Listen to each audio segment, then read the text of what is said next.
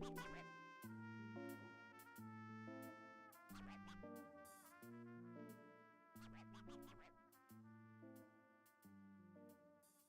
dónde está papi?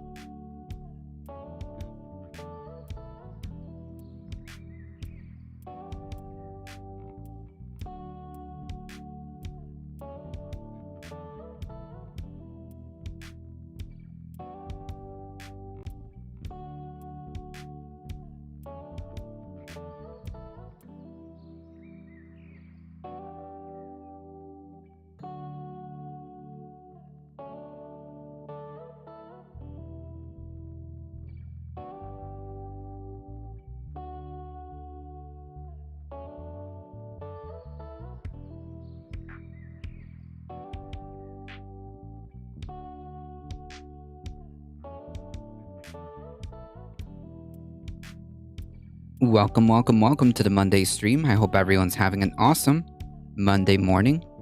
How's it going, everybody?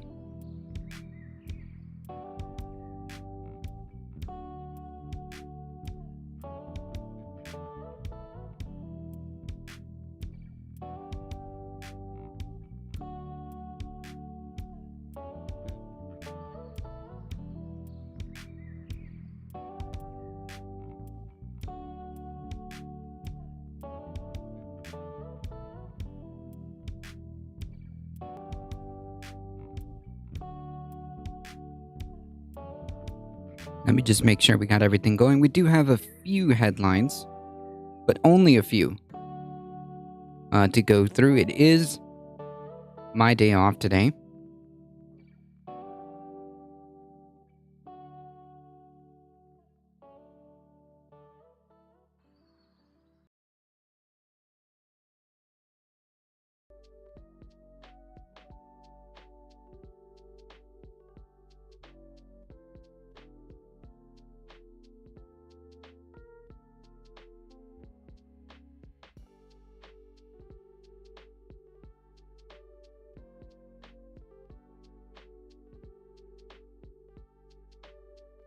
Let me just make sure we got all the articles lined up.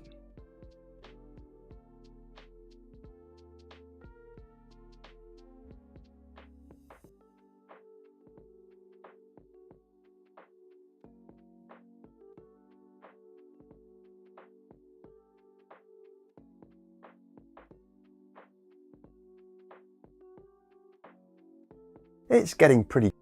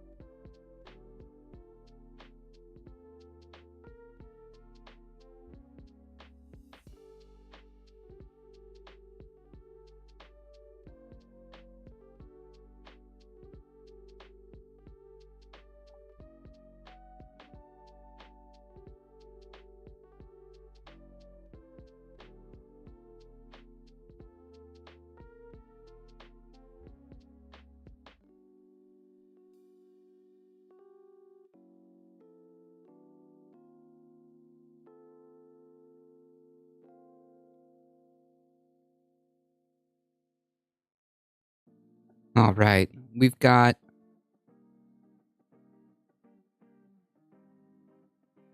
a couple of interesting videos first.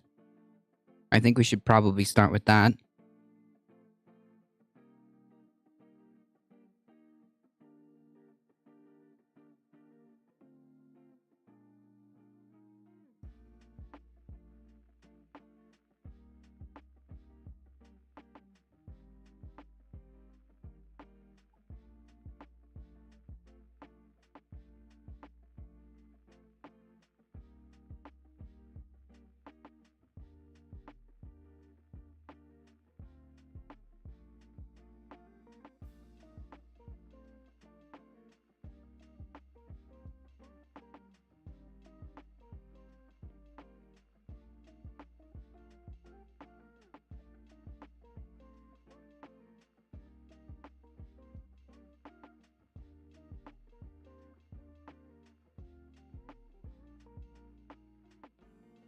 All right, let's start with a couple of videos. There are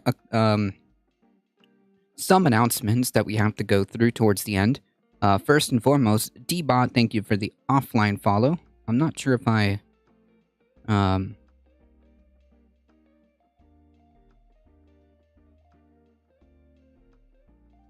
did that on stream on Saturday or either way, just in case. Thank you for the follow. Appreciate that. All right.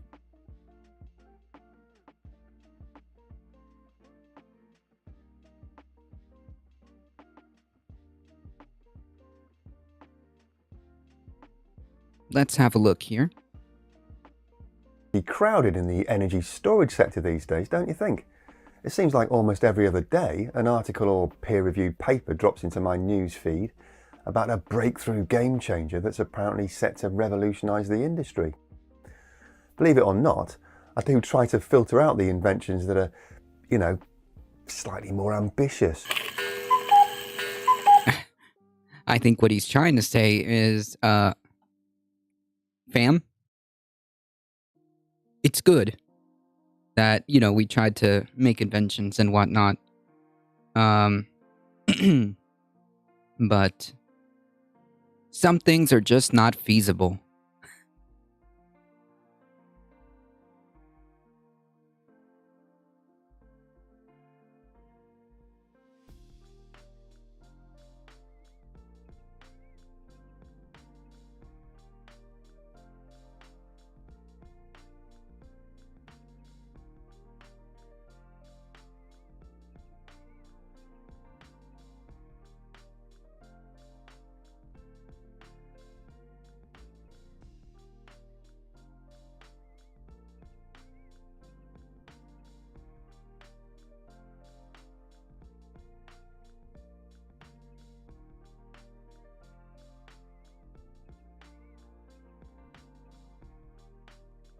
Erica, how's it going? Howdy, howdy.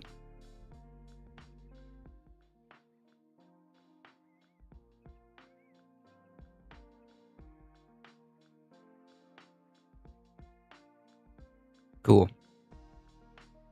So a couple of different updates that we'll go over later on today. But yeah. We don't need necessarily, like, I think the point being made here is that some inventions just you know, Samuline the Kind Dragon resubscribing for 7 months. Wow. Thank you so much for the support. I really appreciate that. Kicking things off.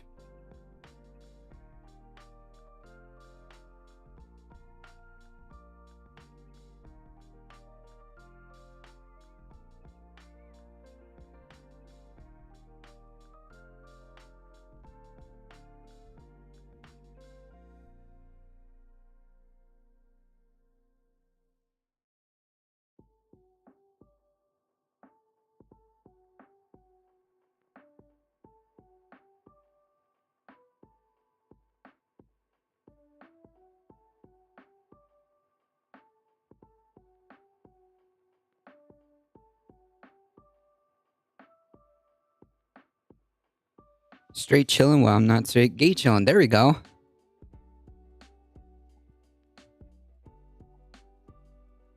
Thank you for being here every day and amazing. I appreciate that. Thank you for the kind words, Samuline. The Kind Dragon, aptly named.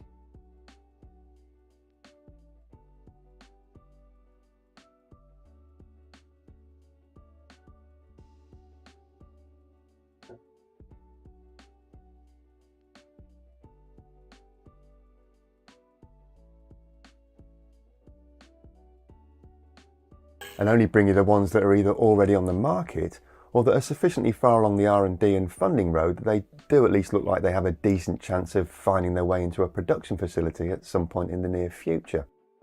And as several of you have suggested in recent months, I will try to revisit some of those innovations in upcoming videos to see how they're actually performing in the real world. One of the more promising technologies we've looked at on the channel is flow batteries. They're cheap, safe, reliable and scalable, and they will no doubt be an important addition to stationary utility scale energy storage in certain applications. But they're also quite big and cumbersome and have all sorts of intricate mechanical components that require highly specialised maintenance. Plus they need auxiliary power to get them going in the first place, which is a drain on their overall efficiency, requiring a secondary backup system for the battery itself. So what if we could keep all the advantages of flow batteries and get rid of the disadvantages? Well, yes, you've guessed it, someone has found a way. And I'm not talking about a group of laboratory researchers here. This one's a publicly listed company with multi-million-dollar funding and a global partner for mass production. So is it time to break out the overused superlative cliches once again? Well, let's take a look and find out.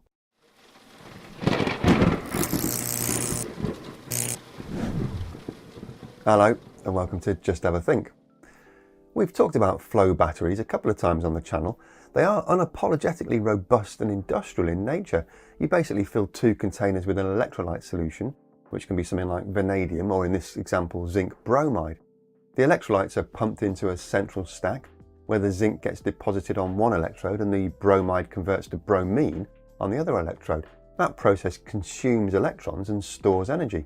To discharge the system, you pump the depleted electrolyte back through the stack to reverse the process and liberate the electrons to flow out into a circuit.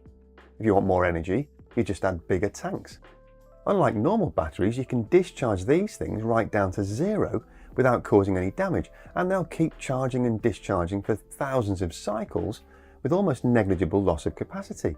So there's a lot to like, whether you're a domestic user or a remote microgrid community or a full-scale utility grid operator. But the downside is the complexity of pumps, pipes, valves and manifolds required to move the liquids around the system, all of which, as I mentioned earlier, need power to run.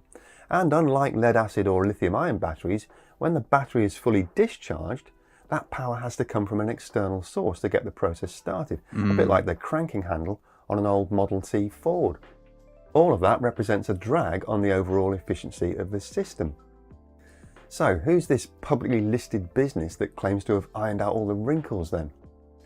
Well, they're called Gelion, which is a name derived, unsurprisingly, from the words gel and ion, which kind of gives you a clue about the technology they've developed.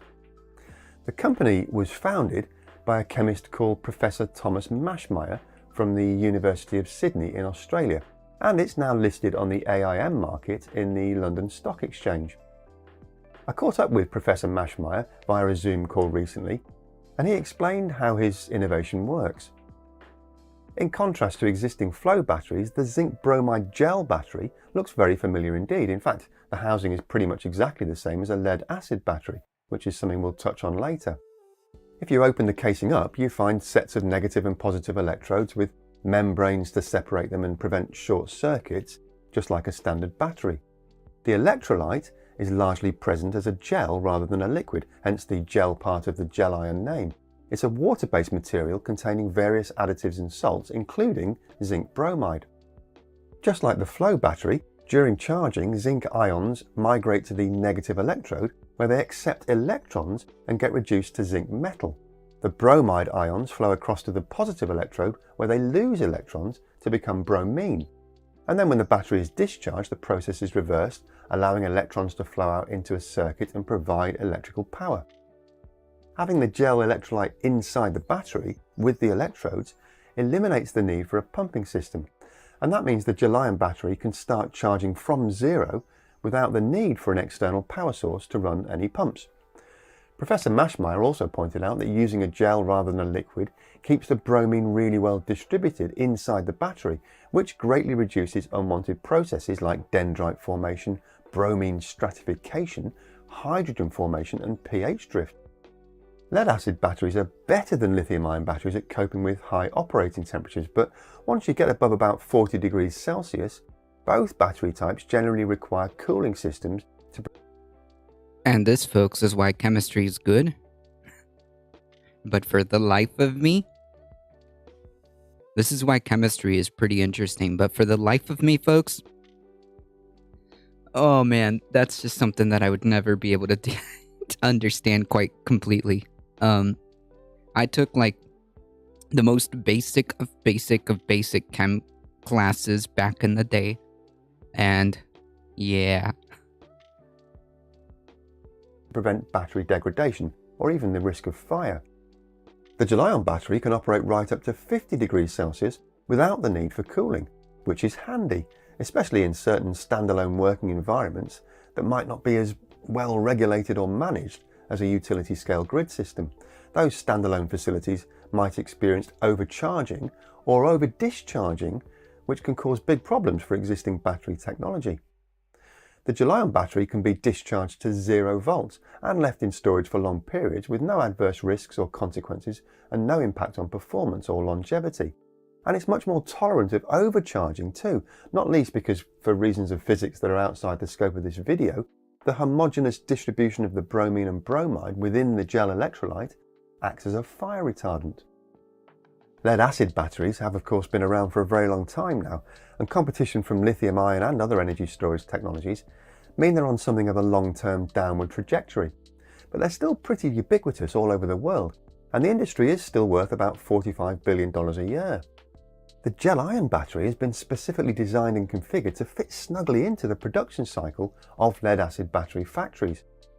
Offering a new technology to all those very well-established manufacturing facilities is a very smart move. There are something like 22 steps to make a gel-ion battery, and 18 of them are taken directly from lead-acid battery manufacturing, leaving only 4 unique steps to incorporate. They can even package their product in these same casings as lead-acid batteries. That's a huge advantage in terms of market entry that's not available to technologies like redox flow batteries, which require new production lines and facilities to be built and financed from scratch. Professor Maschmeyer put some numbers to that assertion.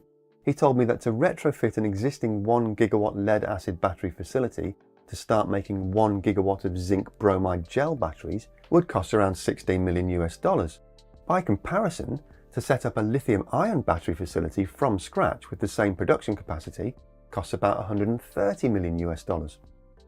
And the gel-ion advantages flow right through to the recycling stages as well, which is a crucial consideration as we move towards the circular economy of the future.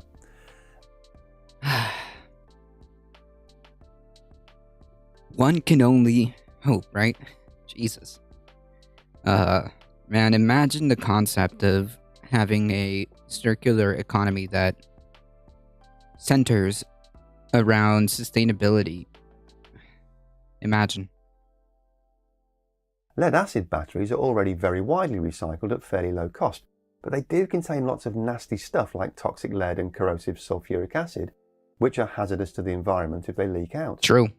Lithium-ion battery recycling is only in the early stages of development, and it's a very complex process to separate out all the materials.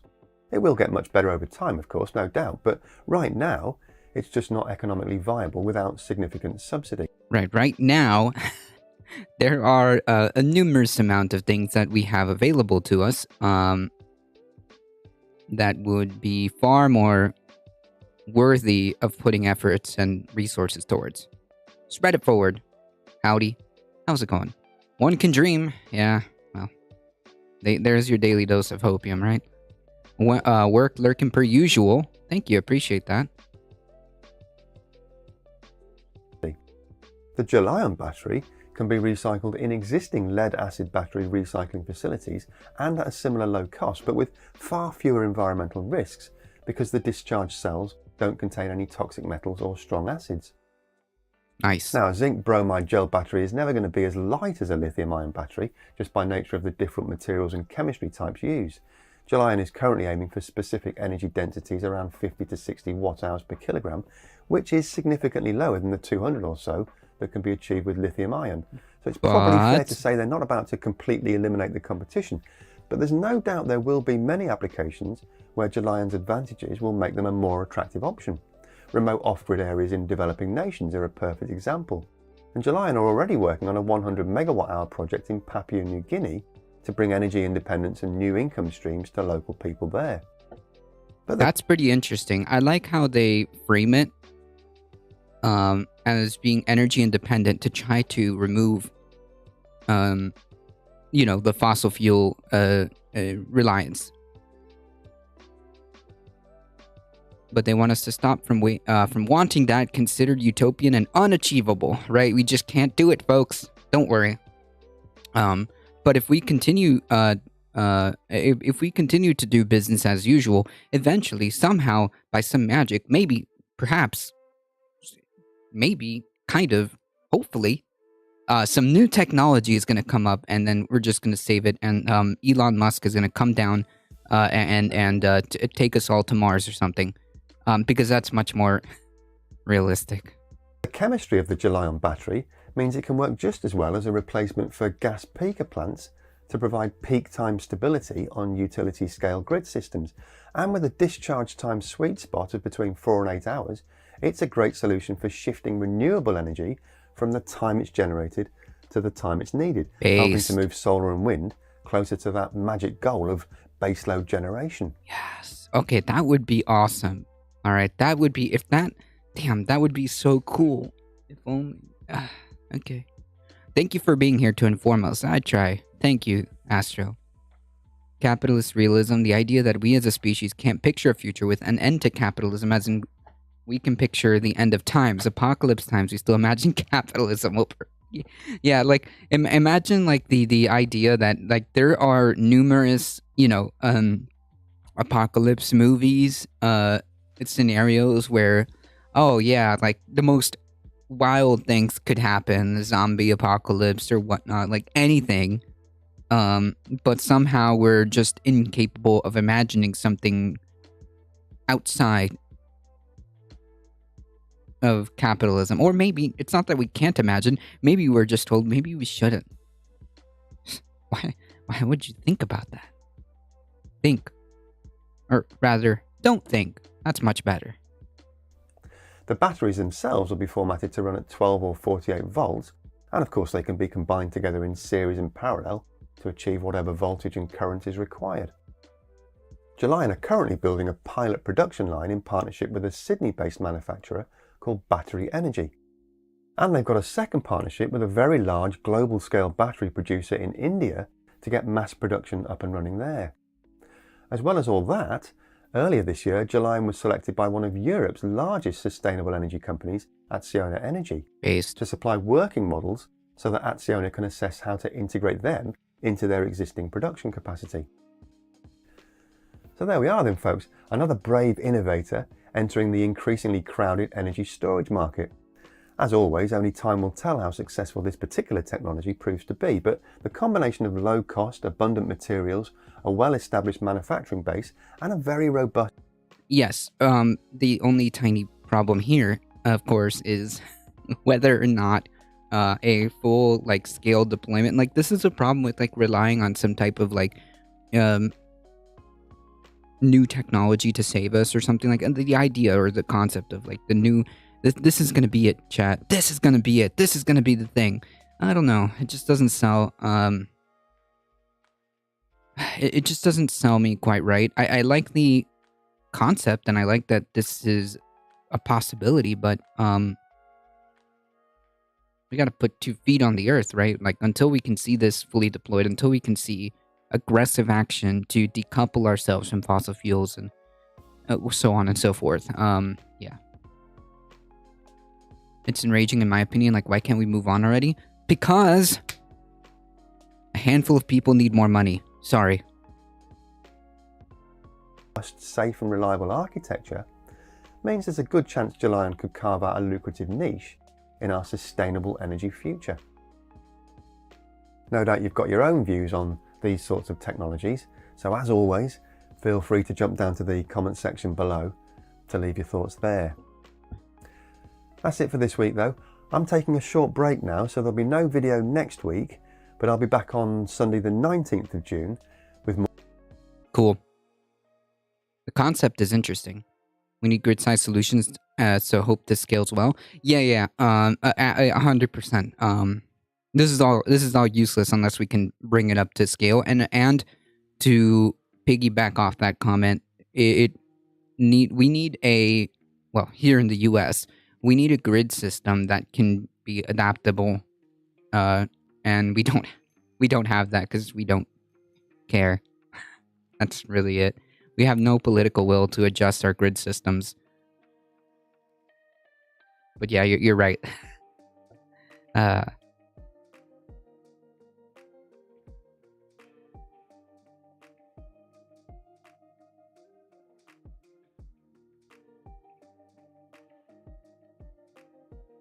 Good meme.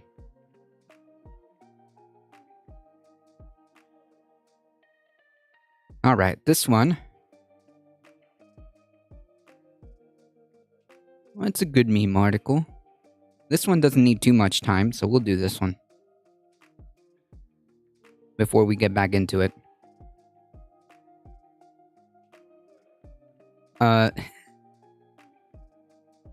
So June 9th,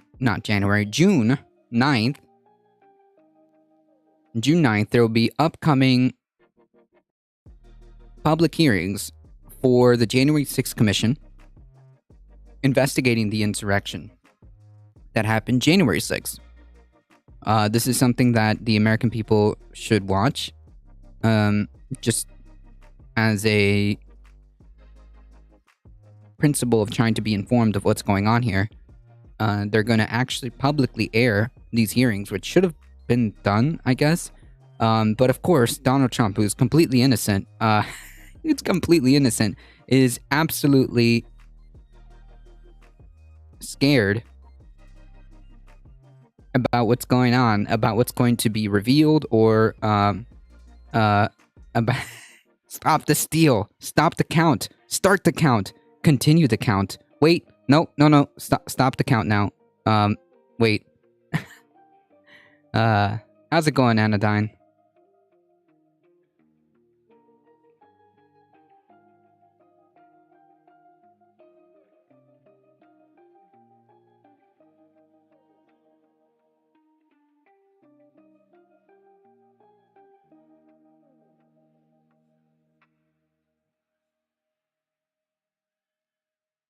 It's going okay. No work today.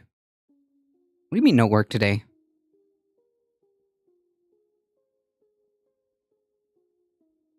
That's good to hear. Yes, this coming Thursday, June 9th, folks. This should be something that, people should be watching. But the funny part about this is that the totally innocent, the totally innocent Donald Trump is already freaking out.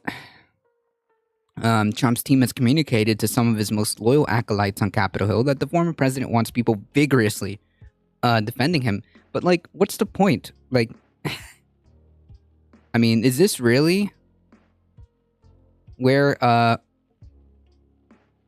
you're just pushing the idea that the GOP is just a party of Trump. It's just the party of Trump. Next project doesn't start until tomorrow. Oh, I see. Cool. Well, I don't work today either, so cheers. Back to the mines.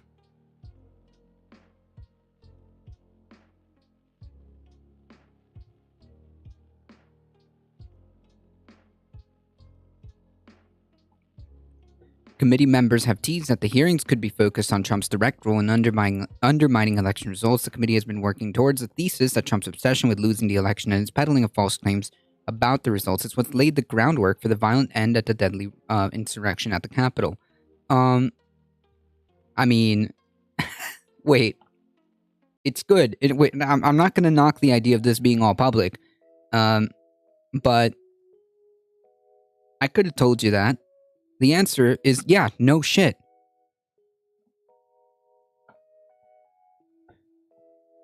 I have videos of that since even before the election when he started talking about it. Here, hold on. Actually, you know what? Let me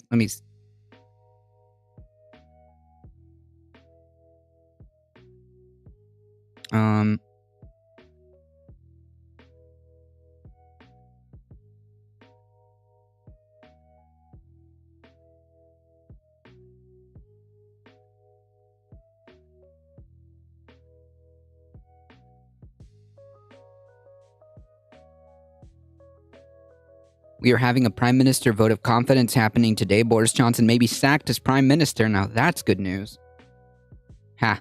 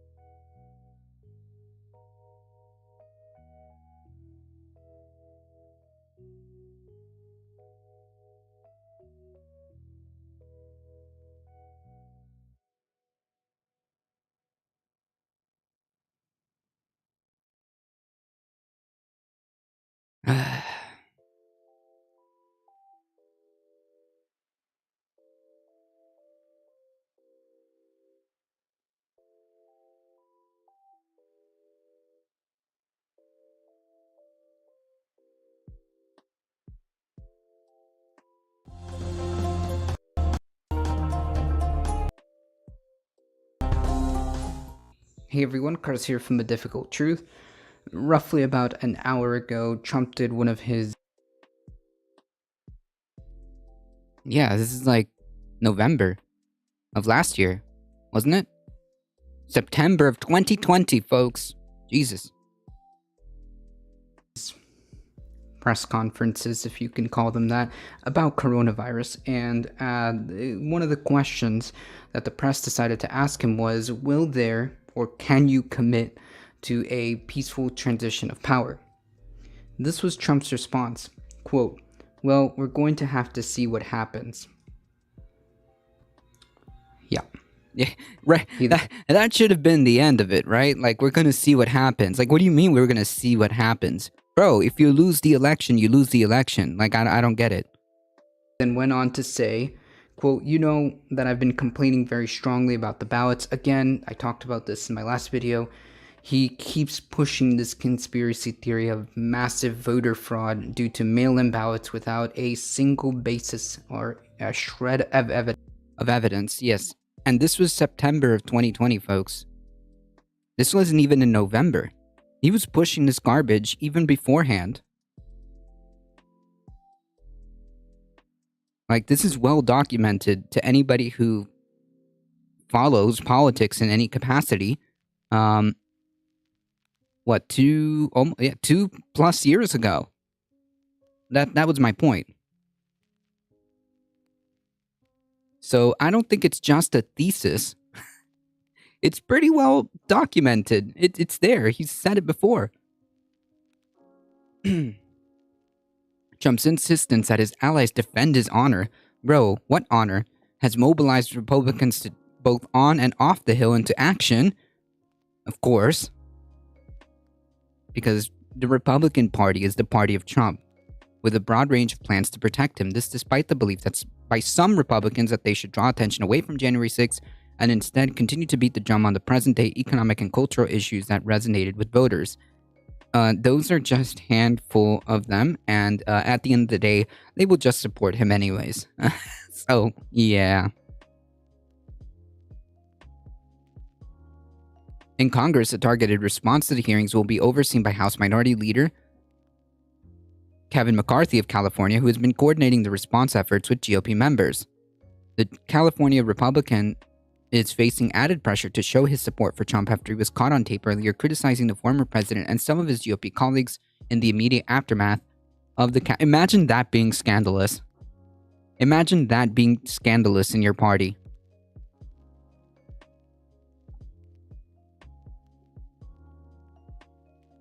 Just 21 months ago. Yep. Trump said his party is MAGA. Yeah, it is his party. There's no such thing. Like, this is why, like, it infuriates me when you have people like Nancy Pelosi trying to say that we need a strong Republican Party. No, we don't. What?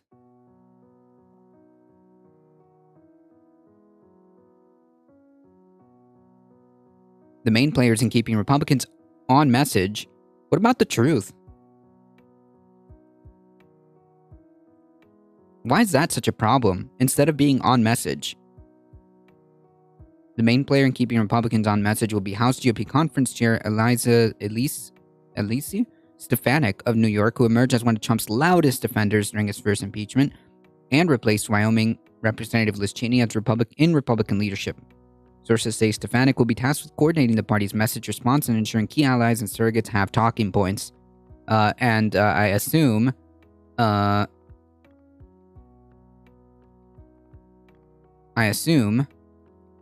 none of that involves whether or not it's true. Just close ranks.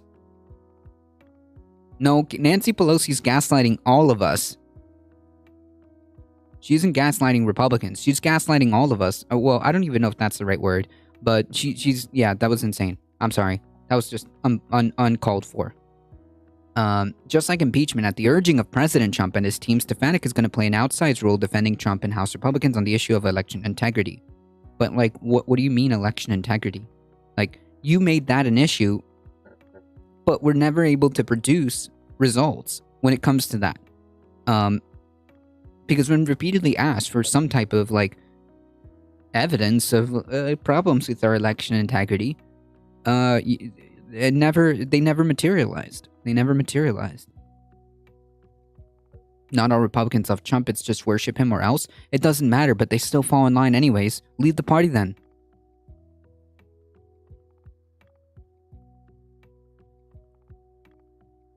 I'm not gonna sit here and baby the GOP here. Listen, if you have any shred of integrity, why are you there? We're gonna push back, Banks told CNN. There were serious failures that occurred on January 6th that have got to be fixed. The sham committee has done anything to address them. The whole point isn't to address the issues, fam. The whole point is to document and put together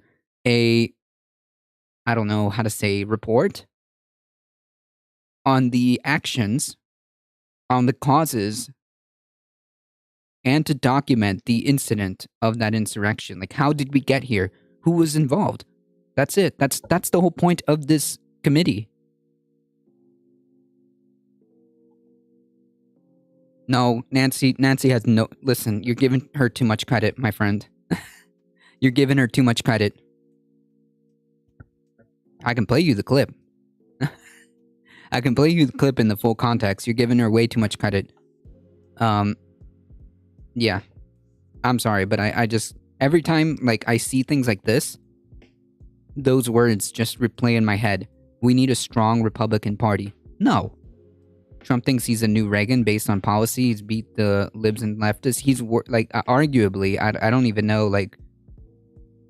Policy-wise, Reagan was actually able to deploy more policy that was destructive. But, yeah, I don't know. I think, like, on the surface, I think Trump might be a little bit more dangerous.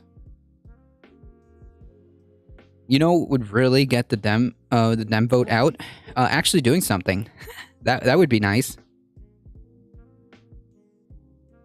Banks and other Republicans, including Representative Rodney Davis of Illinois, the top Republican on the House Administration Committee, has also been working on their own counter-investigation that focuses squarely on the security failures of that day. Yeah, no kidding. There's no, like... that's a no-brainer, right? Obviously, there was massive failings. We can speculate as to why, but that's not the main issue here. The main issue is that we've got a party, a Republican Party, that has essentially done a phenomenal job at destroying the concept of election integrity, and thus the concept of democracy itself. That's the problem we're having here. Okay?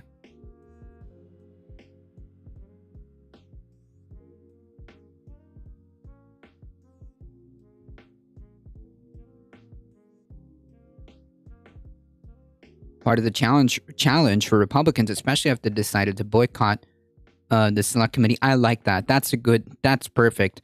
Because they had the option of being completely 50-50. Is that they have little insight into what the investigation has uncovered and what might be revealed in the public hearings, making it harder for them to settle on the precise... What strategy? Bro, tell the truth. Tell the truth. Jesus Christ. Another is the prospect that the committee will lean heavily on testimony of former aides of Vice President Mike Pence to help make their case a scenario that could force Republicans to choose sides in a more public way than they have done so previously. Trump allies and some Republican operatives are already expecting testimony from Pence's former aide to be featured prominently in hearings, only adding to the already simmering animosity between the two camps. These are good memes.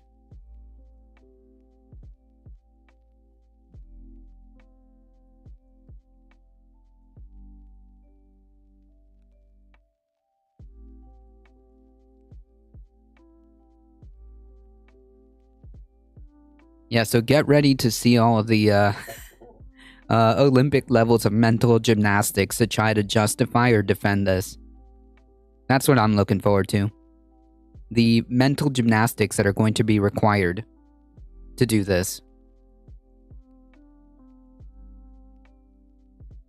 The main issue is the Senate imbalance of 49-49 is not enough Dems to vote at 60 or higher. The only counter that I have to that is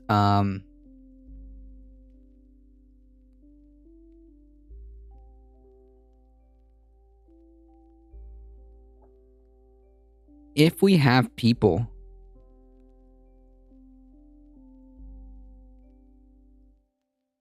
who are acting in the way of, like, I don't know, Joe Manchin or Kirsten Sinema, how do we guarantee that even if we had 60, that would be the case? I mean, like, by then, you mean we would have to have 62 to make sure we override those two? And how do we know that it isn't just those two? Like, I think that a good way of, like, this is just electoral strategy. This is nothing to do with, like, direct action that people can do.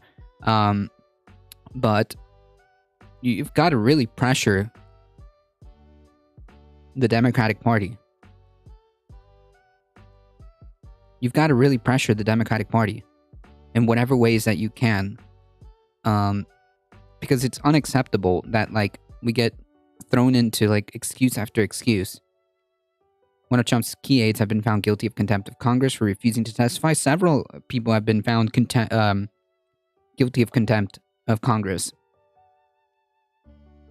Republicans have decided to rest their entire argument on a little-known legal strategy called the "What about BLM" defense. True. Very true.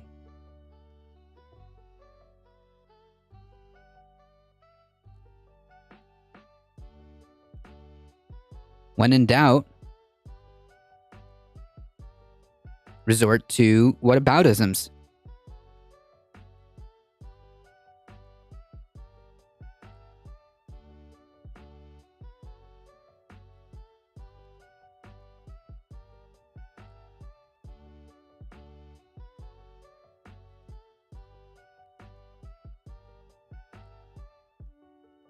All right.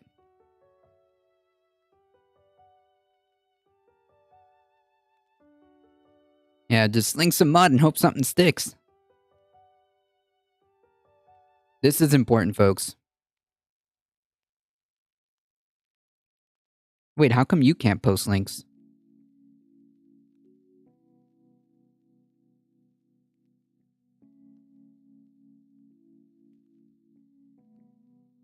Really? Is it really only VIPs?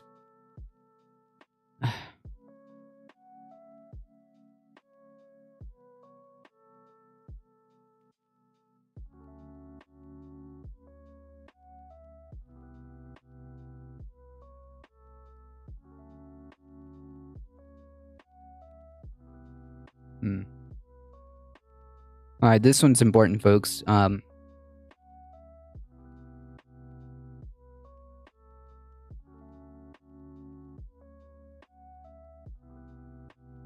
At least, meaning the minimum amount of military bases contaminating water supplies with toxic PFAS. I highly recommend you check out Left Flank Vets. I believe they have actual more resources when it comes to that, where you can actually put your zip code, I think, or state, and it'll actually tell you the military bases around you. Please go check out Left Flank Vets. Follow them on Twitter. Testing by the Department of Defense revealed dangerous levels of the contaminants, drawing concern from public health advocates. Cool. I wonder how many years this has gone by without it being addressed. Dangerous levels of toxic PFAS contaminating water supplies in areas around at least 12 military bases. The new Department of Defense testing has revealed, drawing concern from public health advocates that the DoD is not doing enough to protect the public. All the hundreds of billions of dollars wasted only to be poisoned.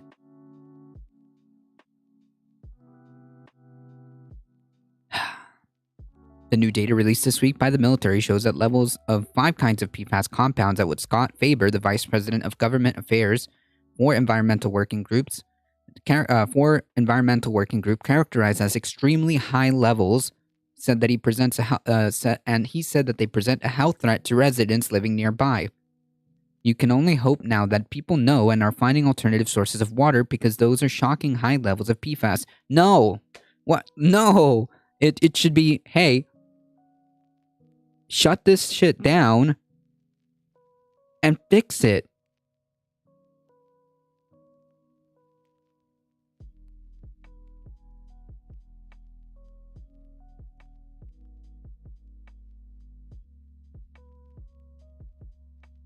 Yes, and definitely follow Erica's Twitter too. Please. Zendara coming in really quickly.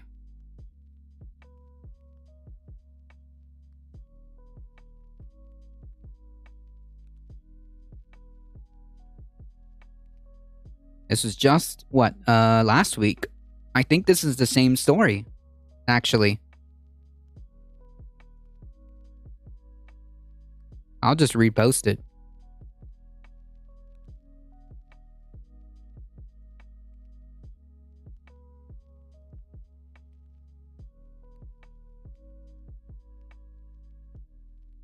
She puts out some bangers on the Twitters, on the Bird app. Yeah, please do, alright? PFAS, or per and polyfluoroalkyl substances, are a class of about 9,000 chemicals used across dozens of industries to make products resistant to water, stains, and heat. Though the compounds are highly effective, they're also linked to cancer, kidney disease, birth defects, decreased immunity, liver problems, and a range of other serious diseases. Cool stuff. Good stuff. Good stuff. They're dubbed forever chemicals due to their longevity in the environment. The military's firefighters use aqueous film-forming foam, or AAFF, that contains extremely high levels of PFAS in training exercises and emergencies. Though AFF, what? Is it AAFF or AFFF?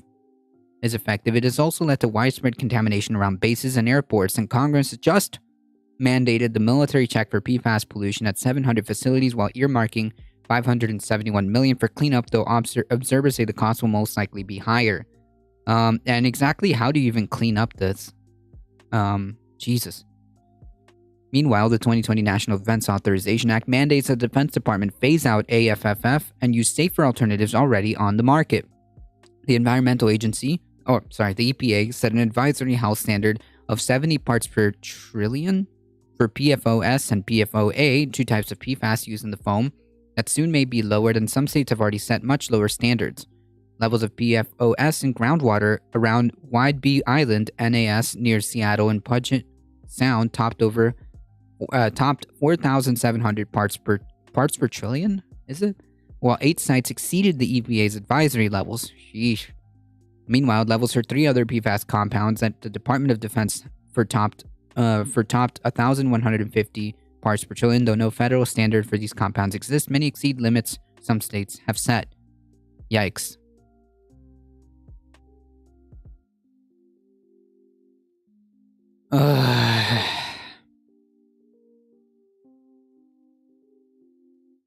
We're doing great, guys.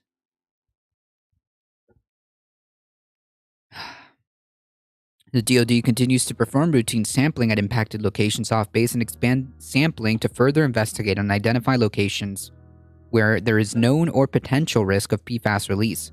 But Faber said the military has known about the potential threat for decades, and they're only alerting neighbors because Congress ordered them to do so. Jesus Christ. Oh.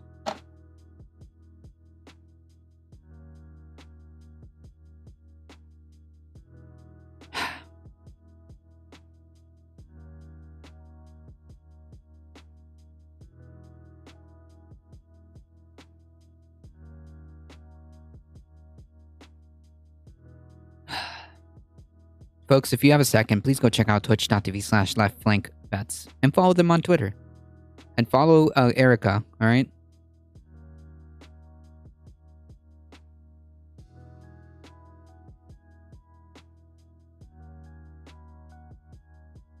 But Faber said the military has known about this for decades. They're only alerting neighbors because Congress ordered them to do so. So if Congress had never stepped up, they could have just continued to hide this, downplay it, or just not even need to report on it. Now that's some good freaking memes, chat.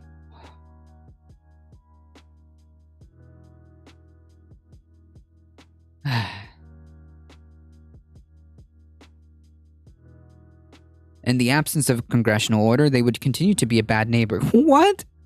That's a nice way of saying it, sure. They would continue to purposely contaminate the population with no regards for human health whatsoever, not only just to the soldiers, but to the folks around as well.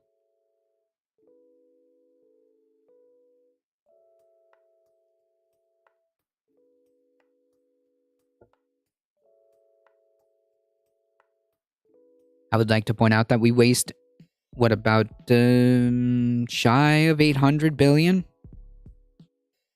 Shy of 800 billion gets dedicated to poisoning us. A part of it, anyways.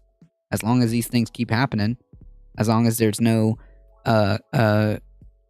sufficient crackdown, this just keeps happening. We keep getting poisoned.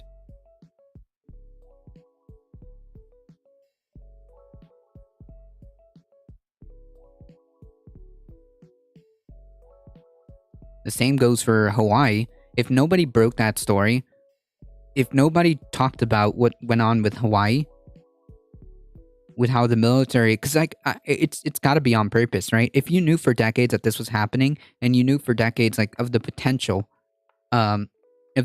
problems that could come with the release of PFAS, then you're doing it on purpose. Because I don't get why what would be the other reasoning, right? Like, what exactly would be the logic then? You're doing it on purpose. That's it. The same goes for, for example, these fossil fuel companies, right? Or these massive agriculture companies. These massive industrial animal agriculture farms that keep putting out garbage to tell you that everything is good. You know it's not. So, yeah, people with literal chemical burns in their mouths reporting to ERs in Hawaii.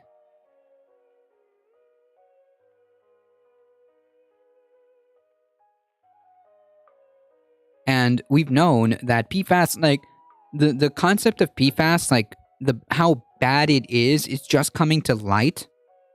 But for decades, we've kind of known that it's not a good thing necessarily. We kind of had that idea. So, if you knew of the potential threat for decades, why didn't you do anything about it? Which makes me think that you just don't care. You're doing it on purpose. What other conclusion am I supposed to reach? That's right, PFAS is in breast milk now. Yes, it's in your blood, I think, as well. It is literally everywhere. The extent of damage that PFAS can do are still being discovered or still being studied, but it's not good. It's not good. It's not good. Not to mention, all of this garbage it's literally everywhere. It's literally everywhere.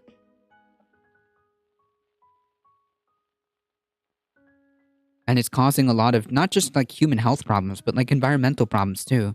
Because this also affects the ecology. It also affects the animals, and the fish, and the plants, I assume. Because all of that comes, if it's in the soil, it's in the plants. If it's in the, if it's in the ocean, it's in the fish. Which causes a lot of problems, ecologically. Yeah, microplastics, exactly. It's in our blood.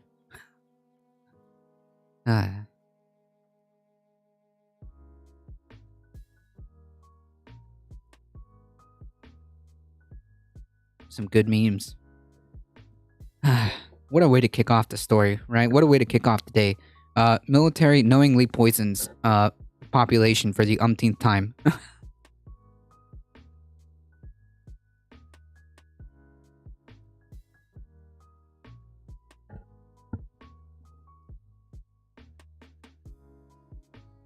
Lots of room to go in my mouth over here. Jesus.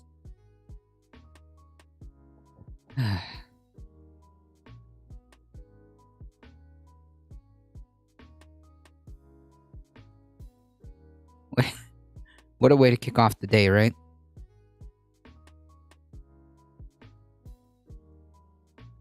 And it's not like this is like a new story, by the way.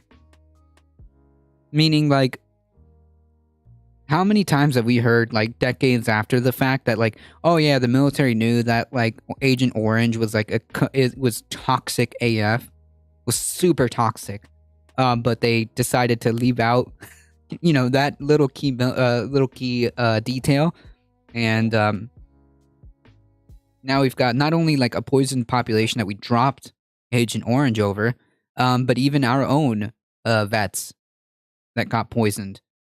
So, I mean, like, this is not a new thing. But it should still shock you, and it should still anger you that there's, like, almost little to no oversight. Oh, yeah, yeah. Yeah, and in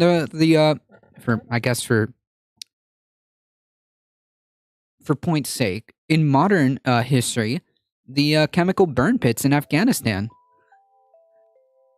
I mean, come on, you're gonna tell me that, you know, maybe nobody there thought like, hey, maybe we shouldn't really be doing that. Really? Come on.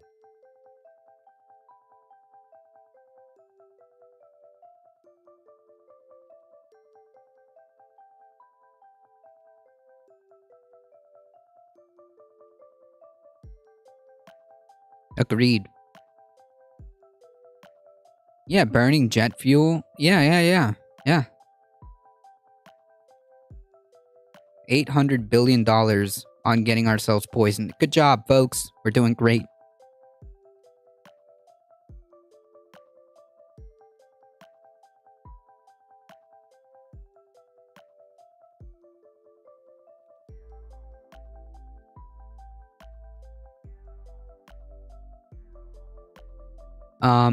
I've got a couple of resources to share with you guys. So make sure you stay tuned. Or just head on over to the Discord in the general section. There are a couple of videos that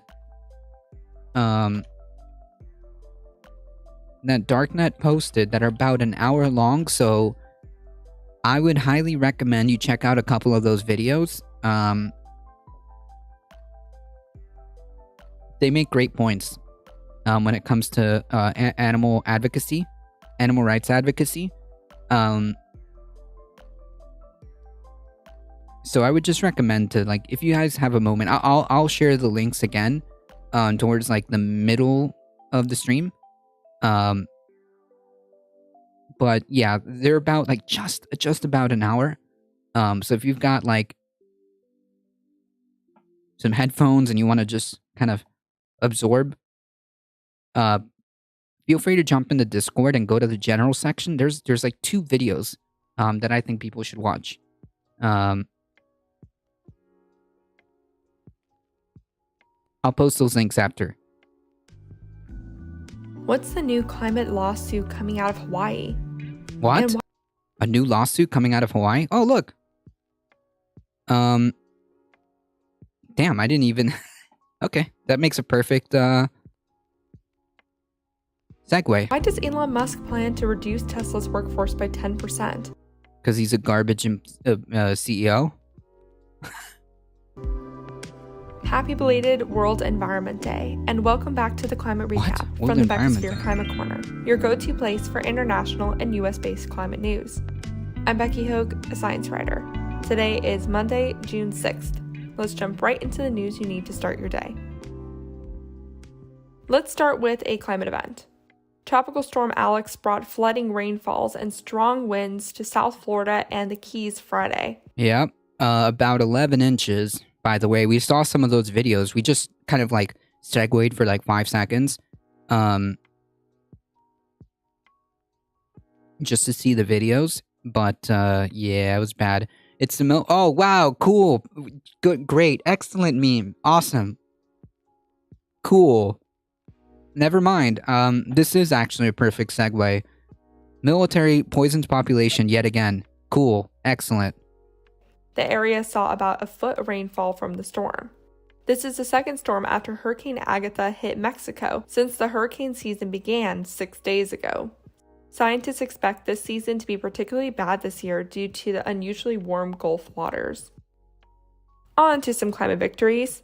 The World Health Organization, WHO, released a policy brief during its Stockholm Plus 50 conference Friday, telling countries to prioritize mental health as a priority action on climate change.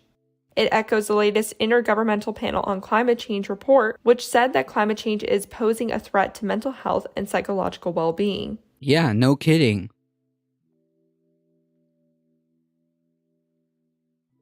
Yeah. Imagine being like a normie like myself who is not a scientist, having to read and sift would be the word that I'm looking for, maybe.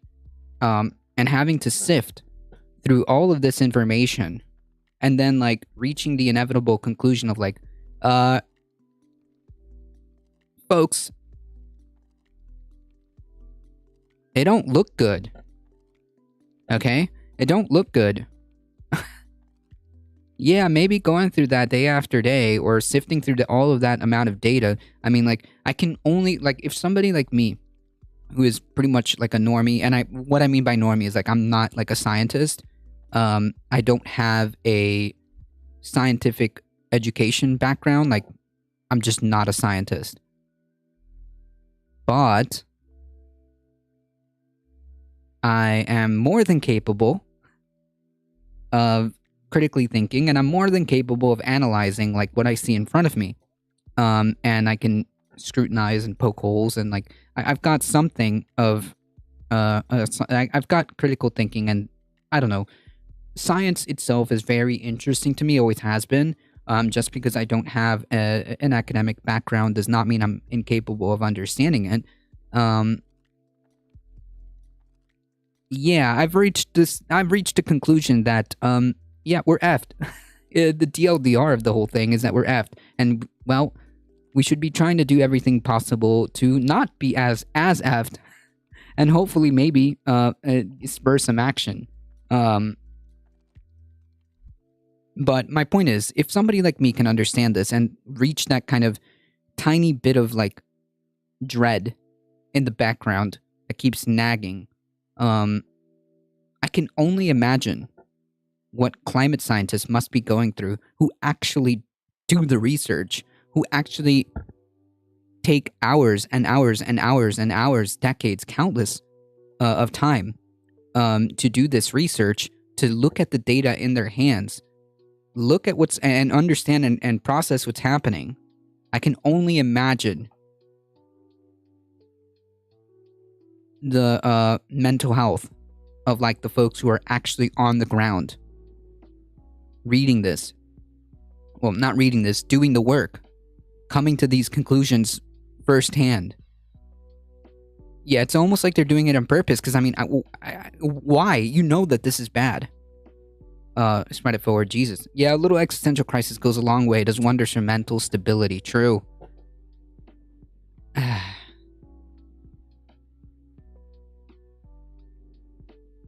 I can only imagine what the actual like climate scientists who have to read this, who have to like handle the data firsthand must be going through.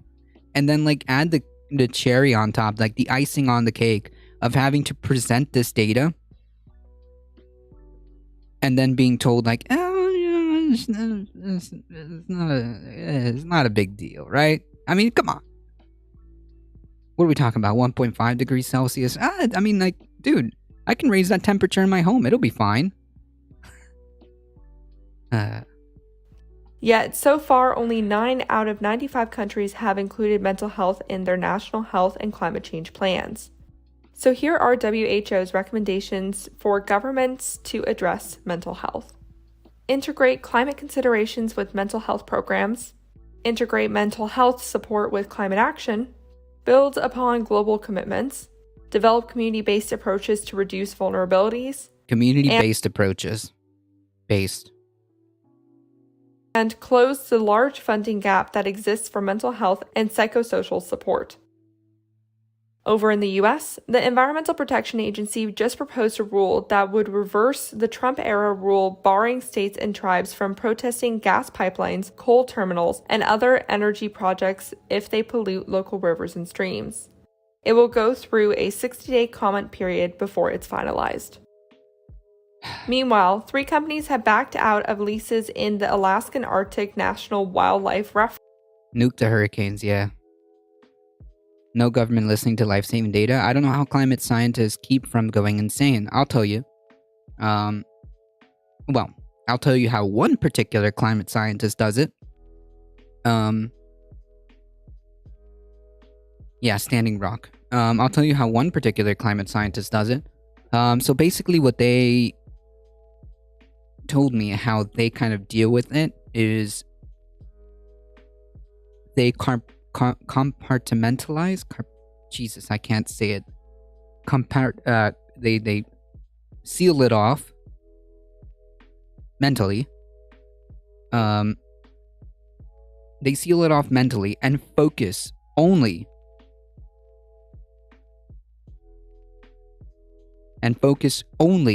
on their specific field and research.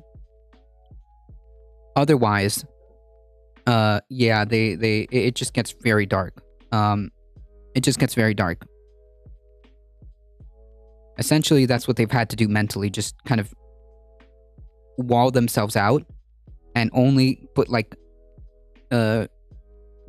blinders and just try to focus on their field and try to do what they can within the purview of their hands, and try to do as much as humanly possible when it comes to restoration and research and data.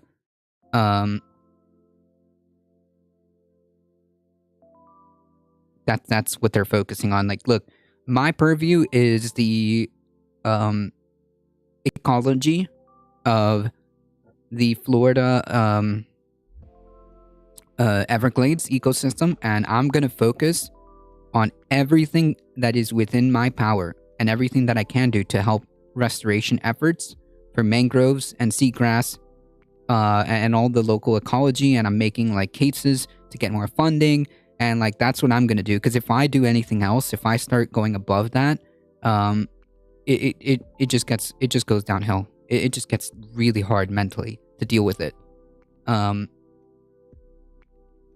Because it's not that he hasn't seen the data. He's literally gone to Arctic expeditions to get ice samples. It's not like they haven't seen that data. It's not like they don't know. It's just that the only way that, this in particular individual can deal with it is literally to compartmentalize that. Some climate activists are losing it. The dude who self-immolated on the steps of the Supreme Court just the other week. Yeah. The resort, like, it's, yeah. We're inching closer to an irreversible, terrible climate. Yeah, I actually went over an article that if we push this, and we refuse to do anything about it, and we just continue to go on about our day and think that some ephemeral technology is gonna fix it, right?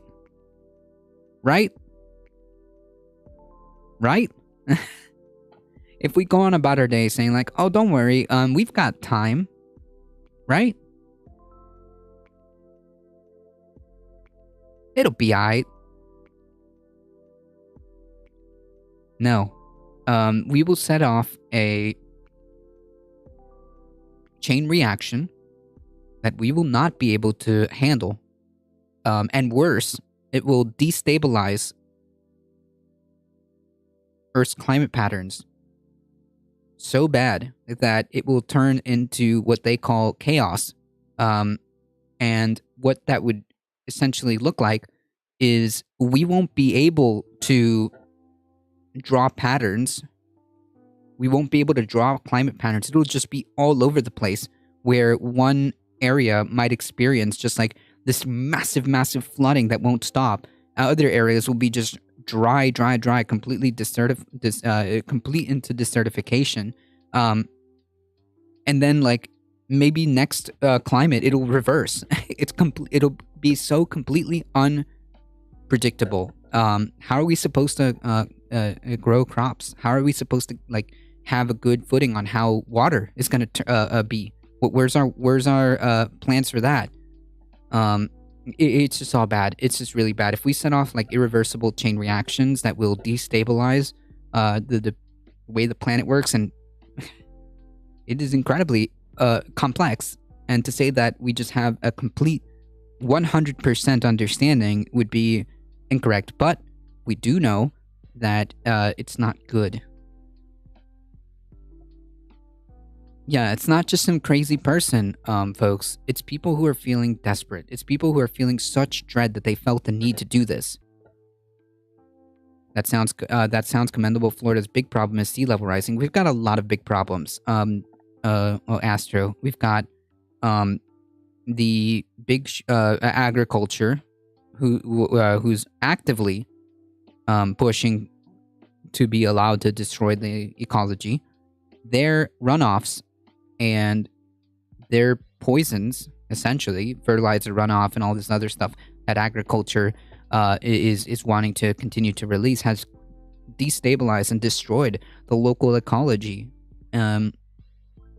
Never mind just adding to that factor of a sea level rise. But that's, yeah. Hurricanes also, which will become, as we saw the videos, much more wetter and more powerful, which cause more damage, cause more destruction, cause more death.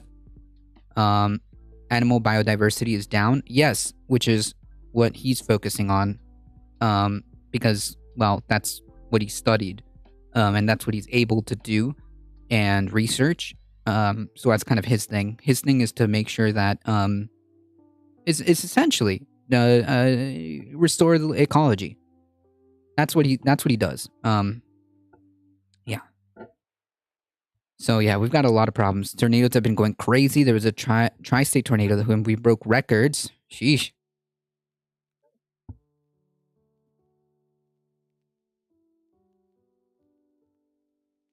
Yeah, and the problem is, we just can't. If we get to the point where we can't even like get a hold on what's going on, then we have nothing, and that's going to be a problem. Yeah, infrastructure weakened. Yep, due to soft ground. Yep.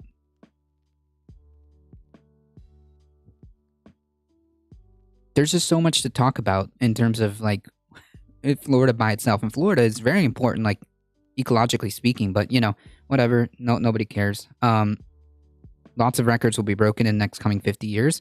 Yeah. Like I wouldn't even frame it as like breaking records anymore. I would frame it as like the new normal, which is what I've been trying to do. I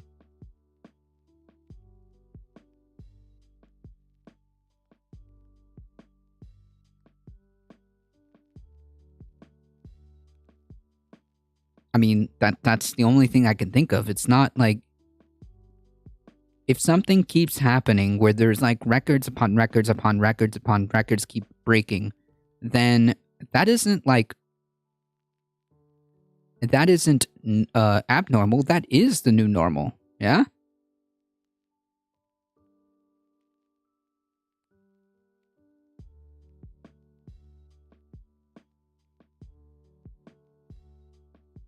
We still haven't helped Puerto Rico. To my knowledge, they got like paper towels.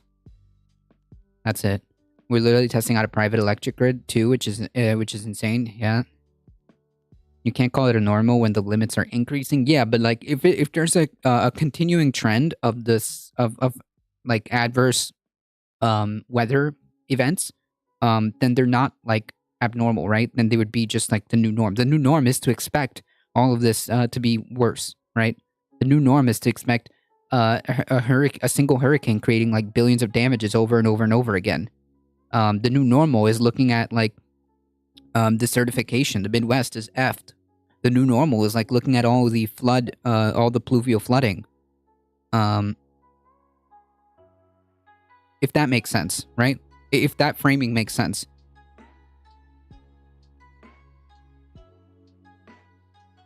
The new normal, I should say. That's just how I would frame it, to kind of give or attempt to illustrate the sense of urgency, to have action, if possible. I saw videos in Puerto Rico where the electric lines were just casually blowing up. Yeah. Infrastructure's effed. Refuge, since Biden blocked exploration in the area. The Department of the Interior then suspended the leases for further review after saying they were flawed. The 3 companies backing out leaves just 2 companies still holding on to their leases.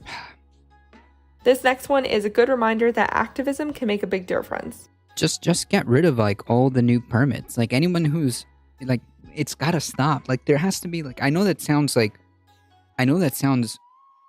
well, it's not really extreme, but like it's gotta stop. It's gotta stop. It's gotta stop.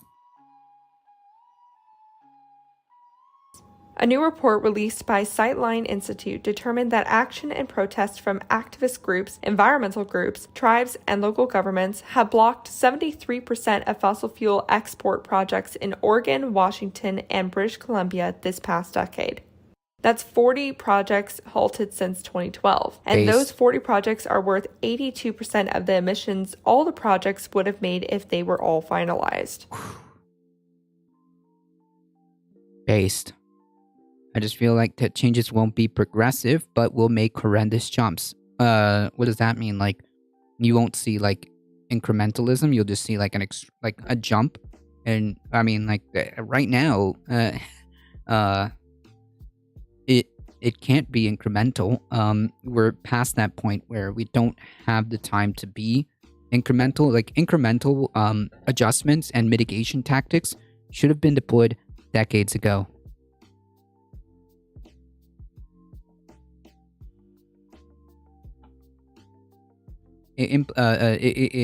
Incremental changes and adjustments and mitigation plans should have been deployed decades ago.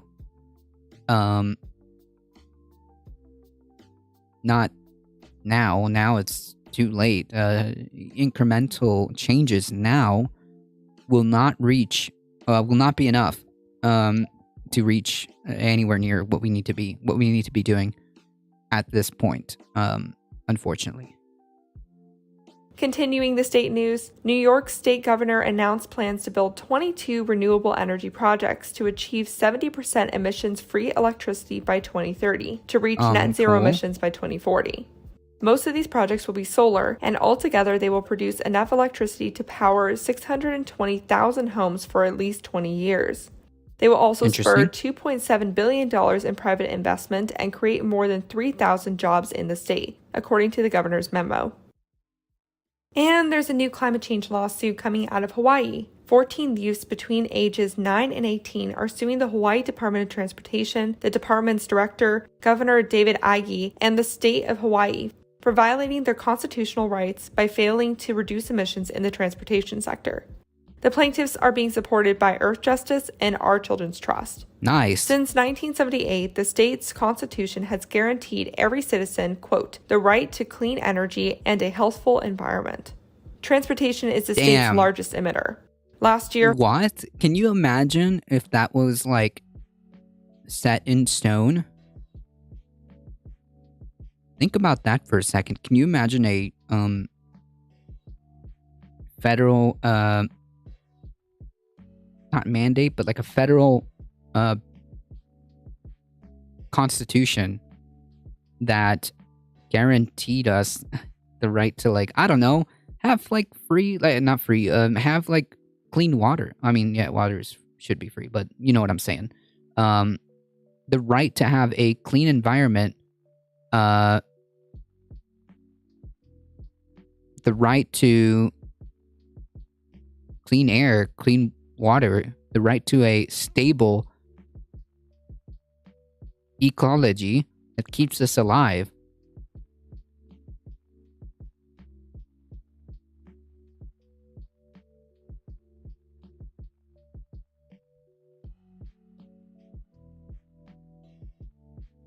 Oh, I see. Jared was talking about the people who stopped, who did direct action and stopped, what, like 80-something plus projects?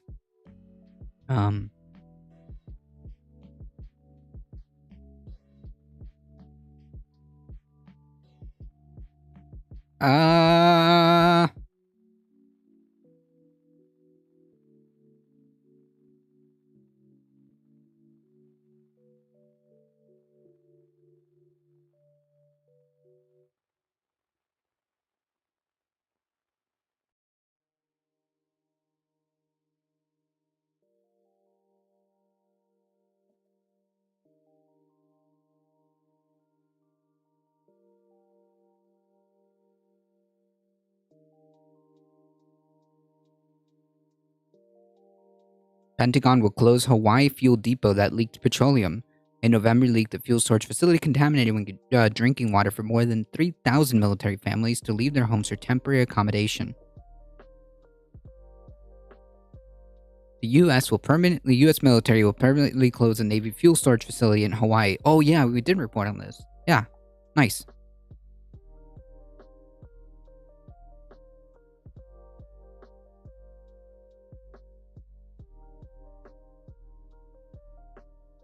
I was just curious. Gotcha. Hawaii became the first state to declare a climate emergency. Hawaii's governor also pledged for Hawaii to be carbon neutral by 2045. But as of now, the state's current trajectory looks like it will increase transportation emissions by 41% from 2020 levels by 2030. I'll let you know how this lawsuit goes. On to some climate fails. Saudi Arabia encouraged OPEC+, the world's oil cartel, to up its output from 400. Love that framing. 32,000 barrels a day to 650,000 barrels a day in July and August. That's about a 50% increase. This was right before a visit from Biden, who has foregone treating the authoritarian nation as a pariah in favor of lowering gas prices and trying to isolate Russia. So far, this announcement has done practically nothing to lower gas prices. Maybe. And I'm just spitballing over here.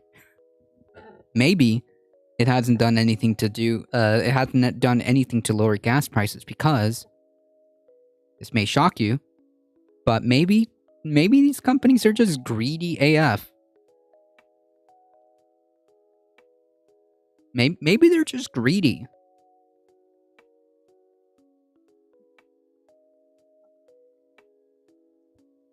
Maybe the price increases that we're seeing for gas is artificial. Maybe it's just corporations taking advantage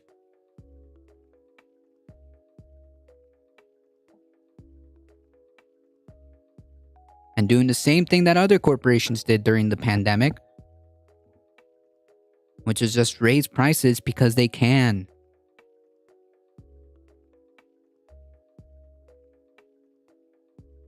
We have oil, why can't we use it? No. You have to understand.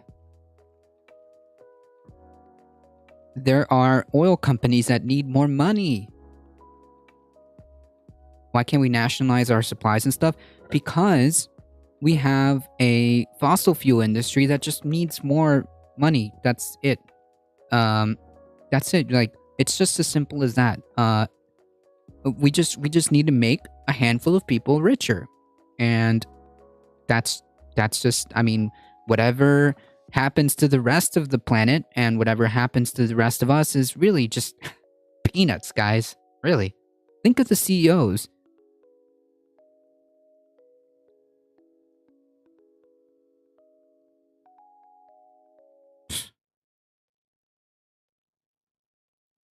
Next thing you know, y'all all be asking for clean water. Unbelievable. According to experts, this extra output is unlikely to make a big dent in the amount Russia takes out of the market, as not every OPEC Plus country has the ability to increase production. In the private sector, Elon Musk emailed Tesla execs to halt all hiring worldwide and that he plans to reduce salaried headcount by 10%, though increase hourly headcount. That could mean about 100,000 workers losing their jobs.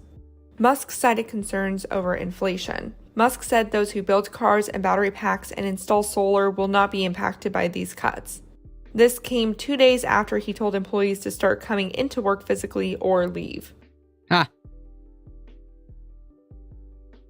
Hey Kevin, how's it going? I want peanuts. I actually like walnuts, to be quite frank. I actually like walnuts. Perfect snack too.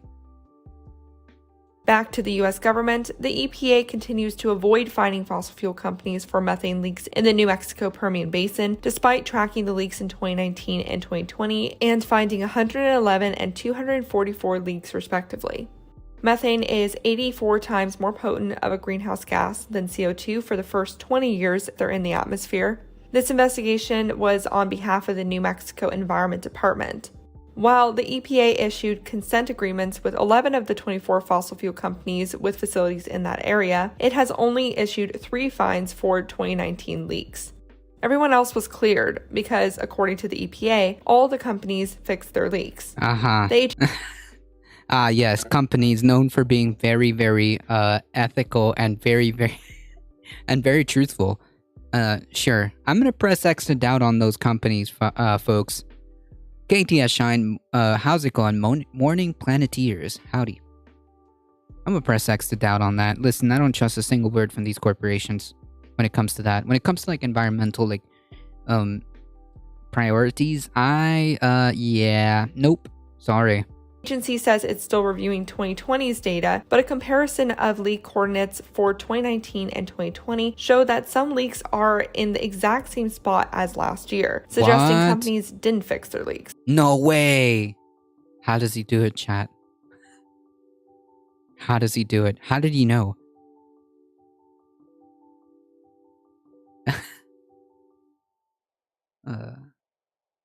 Folks, please consider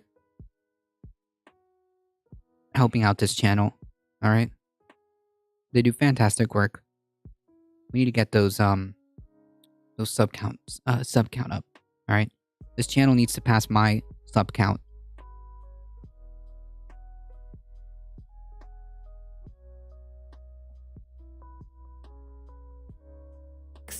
No data was collected in 2021. But to finish up with some good chemical news out of the EPA proposed a series of regulatory updates, emissions requirements for bulk gasoline storage terminals, and the equipment used to load gas onto tanker trucks for delivery to service stations. These parts of the process are huge sources of emissions from cancer-causing benzene and other pollutants, so these new regulations can drop these emissions by about 36%. Why are we still doing this, This effort though? is part of a settlement from a federal lawsuit the EPA lost against Our Children's Earth Foundation. The lawsuit stated that the agency was behind its Clean Air Act deadline for conducting mandatory reviews or regulations that date as far back as 1983. And that was your climate news for Monday, June 6th. If you like the work I do, please follow this podcast, give it a 5-star rating, leave a review, and consider checking out the Beckosphere Climate Corner YouTube channel. Based.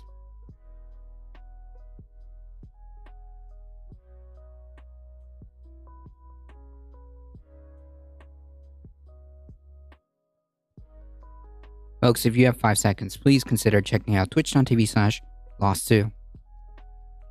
Go ahead, give them some support, yeah?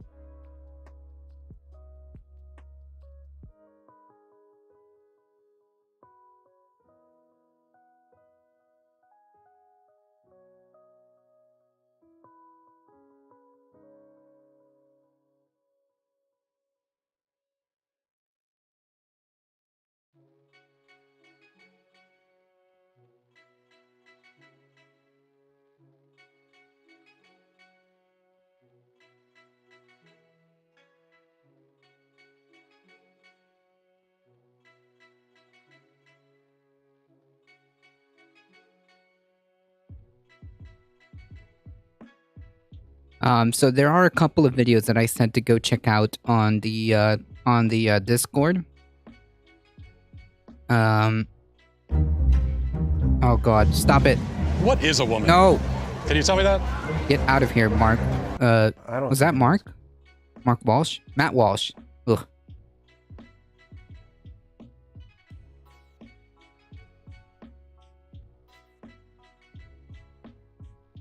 Maple Leaf Dragon, howdy howdy.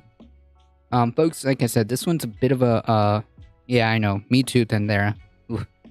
I've been watching these Daily Wire ads for the past maybe week and a half.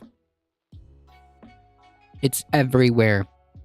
I literally can't escape it. I click on Facebook, and guess what? There's ads there too. There's ads there too. Please consider checking out this video. It's a bit of a long one, but if you have a moment.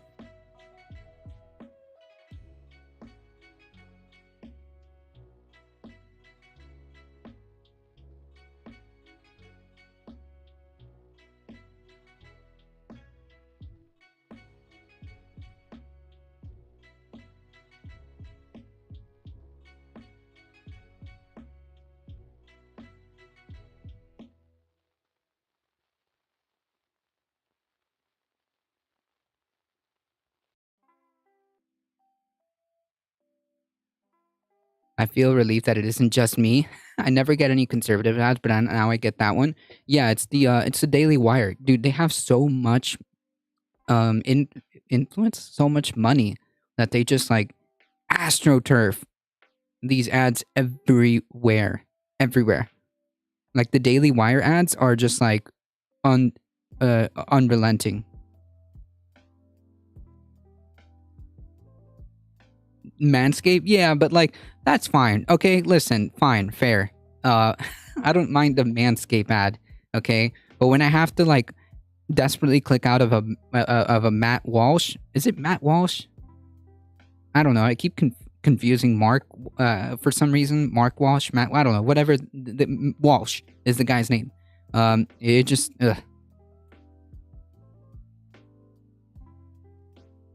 No, that's not it either.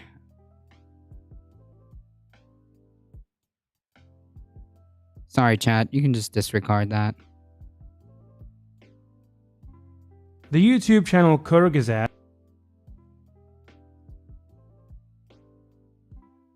Believe it or not, this video actually makes very good points. So just take a second to also check out this particular video. I think it's highly relevant when it comes to climate change. Again, it's a bit of a long one, but if you have a moment, just kind of snatch that, listen to it. It's Matt Walsh. They're funded by billionaires, aren't they? I don't know, actually. I don't know where they get their funding other than like fleecing millions of people, but wait. Daily Wire.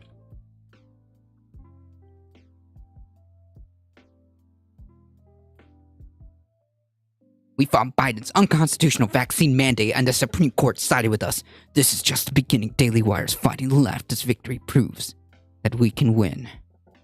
Premium films, powerful documentaries. Subscribe low as $12 for news, opinion, and entertainment. Anyways. I'm trying to research who,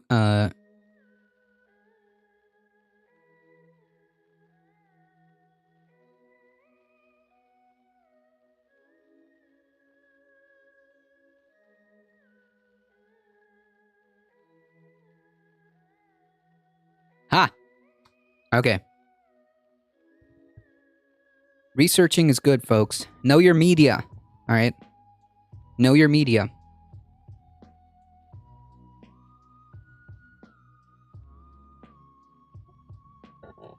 The Daily Wire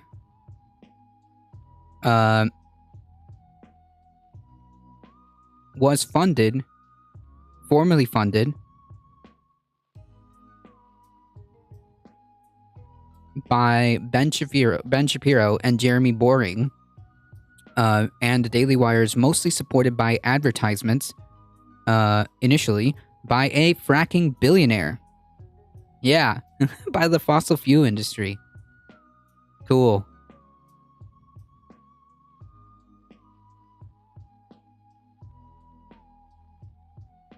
That's how they got their start.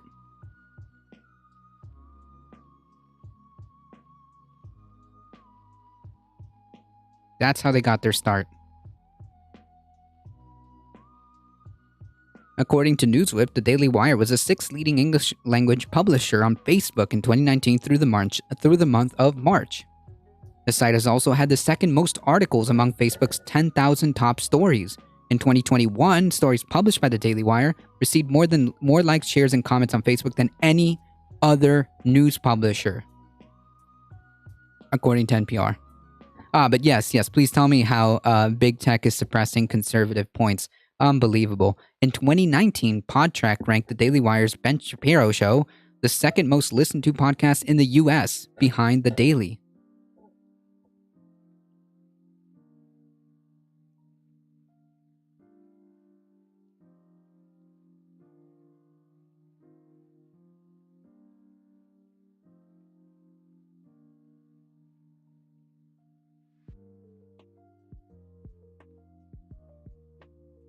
Oh, no wonder. Yeah, no wonder they're extremely boosted. Commentators with the most outrageous, mainstream, and right-wing ideas are the most funded to keep everyone's attention away from what we really should be focused on. True. Yeah, so that's the Daily Wire for you, folks.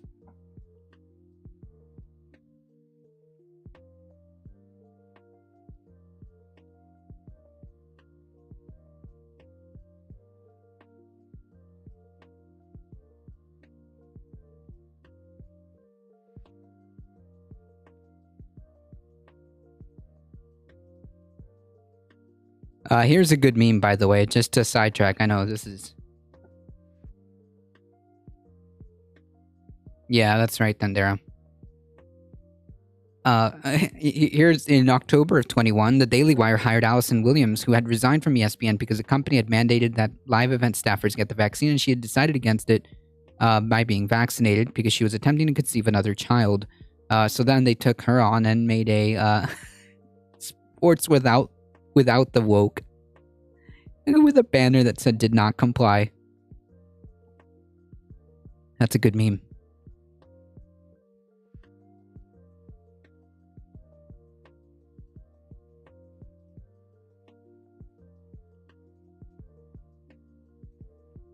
As of April of 2022, its its paid subscribers was close to 600,000. That is... Sheesh. The Daily Wire announced in March of 2022 that it plans to invest $100 million into children's entertainment.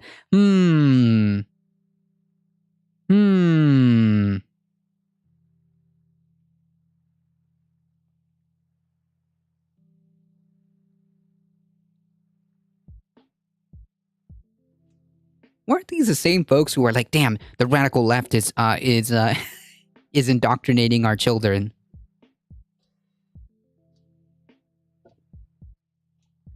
Why is it always that when they cry about something, it always turns out that they're the ones that are trying to do it? Yeah, by their logic, the Daily Wire is like really, the Daily Wire is really, probably one of the most intricate is going to fund the most intricate grooming operation in media, according to their logic. According to their logic, the Daily Wire is like about to fund the most like intricate grooming operation, in modern time. Look at that. Somebody said, I always forget, was it Memo for the Record? Gaslight, obstruct, project. GOP.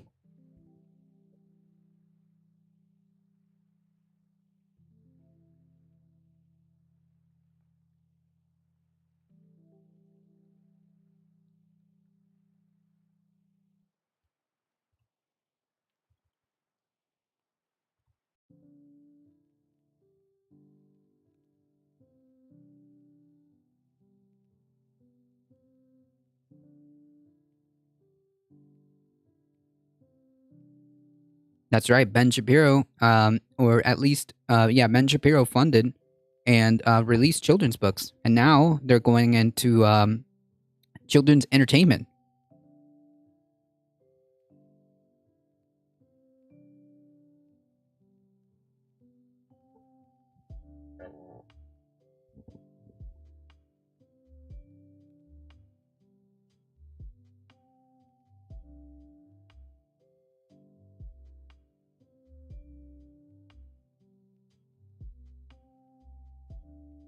Since we're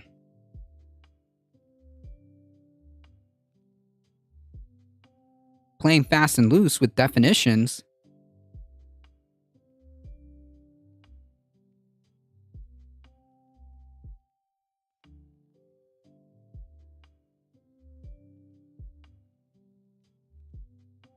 that sounds like indoctrination and grooming.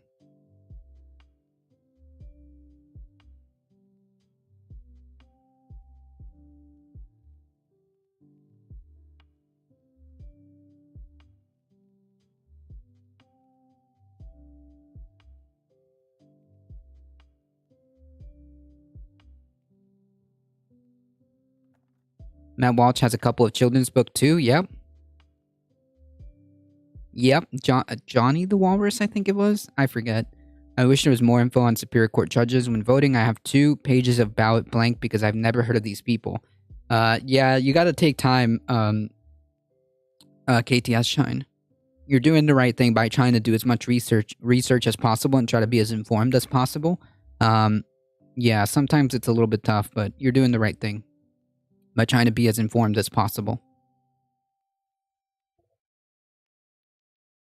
Yeah, that was a good meme, Maple Leaf Dragon. That was a good meme.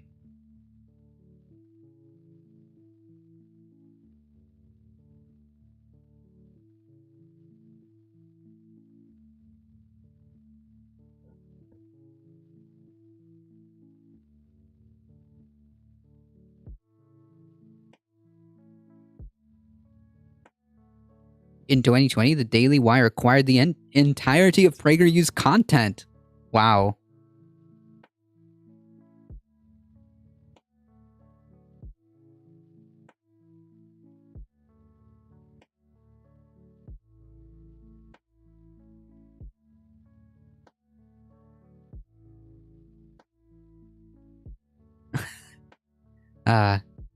According to Snopes, Daily Wire has a tendency to share stories that are taken out of context or not verified. No way. Really? Anyways, we're detracting ourselves. Okay. So the reason why I brought that up. Conservative, okay.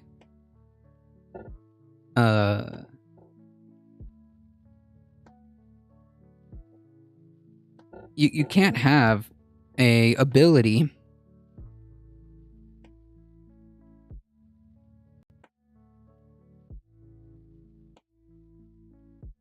to have a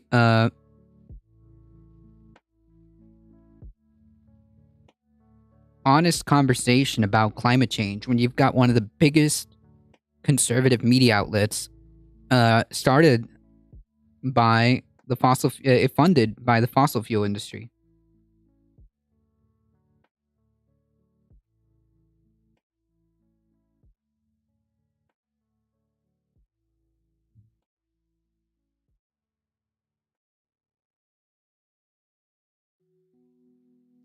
After Australia voted out its conservative government in part of a perceived lack of interest in climate change, American conservatives must put forward solutions to avoid a similar fate. No. That's not, that is The Hill room, this is why media literacy is so important. While I have used The Hill in the past, and usually you can get some articles from it, just understand that The Hill is, I believe, a conservative funded outlet. It's like a sub part. Not necessarily.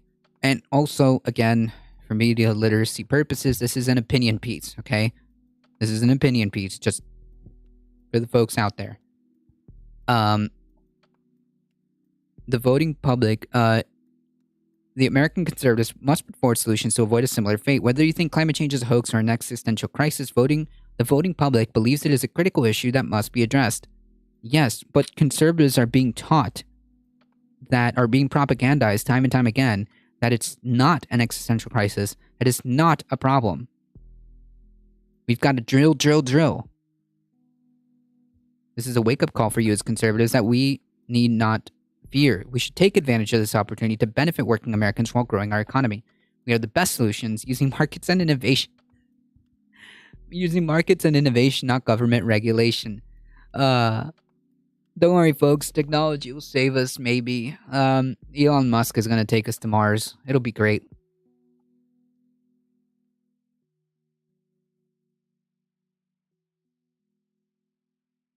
And caring for the environment is in our nature. Who's our? It seems like there's a miscommunication here, because conservatives, by and large, generally speaking, will say that, yeah, sure, I mean, I think that preserving the environment is good, but then we'll vote in Republicans. By definition, conservatives believe in conserving the natural order, including the environment. I don't know if they really believe in that. I don't know. We believe in good stewardships of our nation's heritage and resources, both social and physical.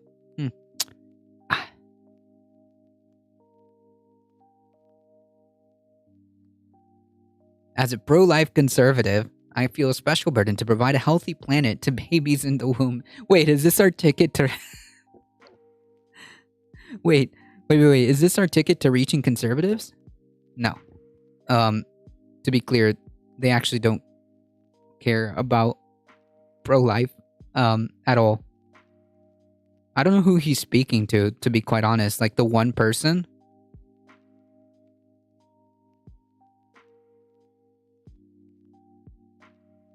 It is growing in such a way that we heal the planet. Economic growth is key to human flourishing and environmental improvement. Not really.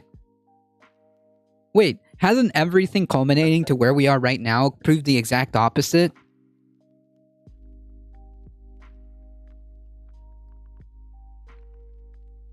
Hasn't everything that we've experienced and hasn't the entirety of all of this culmination of this concept of infinite growth, or this concept of the only thing that it's so concentration of oh yeah, economic growth, hasn't all of that kind of led to the issues that we are experiencing?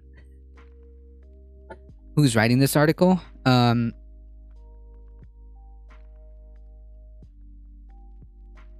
Sam Brownback.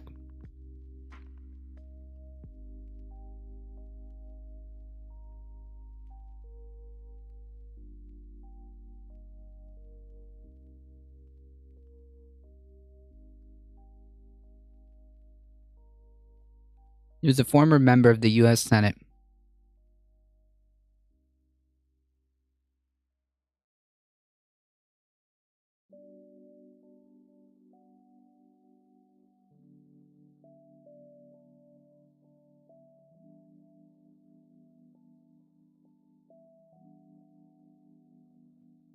A politician, by the way.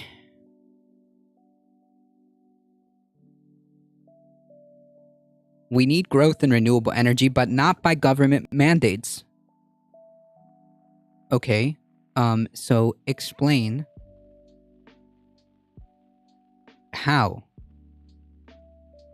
you will do it when there's no incentive, and the incentives are given by government subsidies and whatnot. What? We need growth in renewable energy, but not by government mandates. While I was governor of Kansas, our production of electricity by wind went from 14th best to the 5th.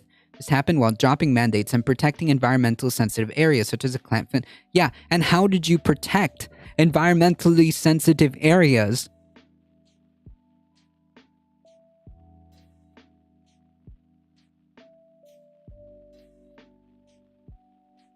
How exactly did you protect environmentally sensitive areas? Did the corporation suddenly grow a heart?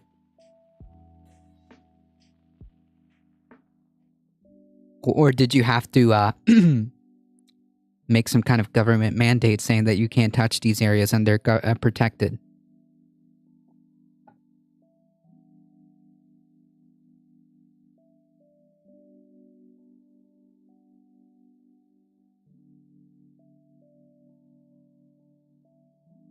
Here's a question. Why aren't renewables pushed out there as a conservative idea, since what could be more conservative and libertarian than providing your own energy? The rebuttal to that is you have to ask them, what are they interested in conserving?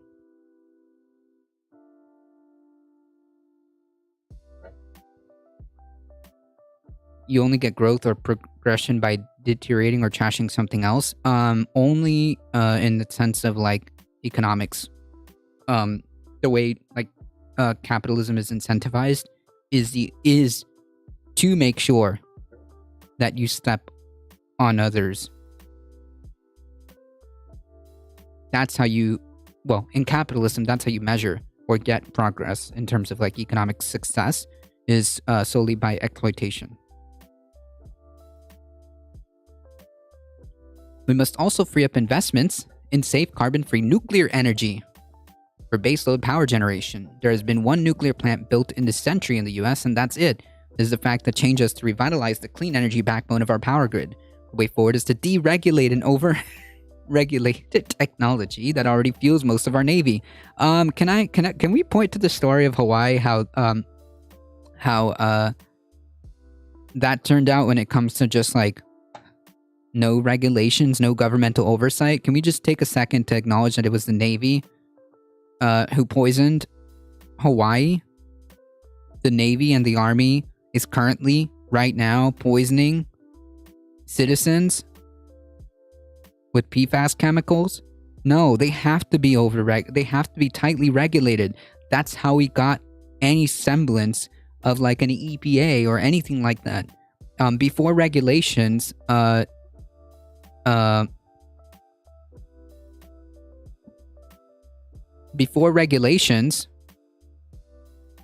everything, companies were just allowed to do whatever. That can't be.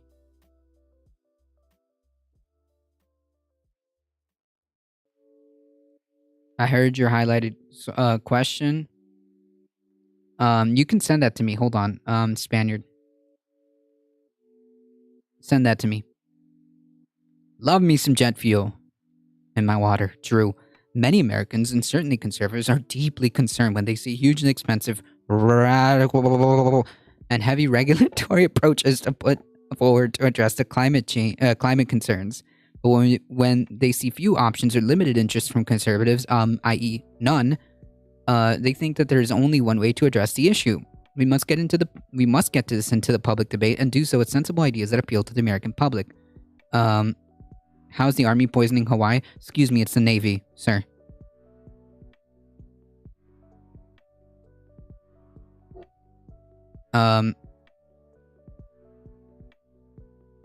We must get this into the public debate and do so with sensible ideas that apply to the that appeal to the American public, i.e., let's see how much we can torpedo any meaningful action, and let's make sure that we can slow down and stonewall any type of progress, because it turns out, and this is true, we're running out of time.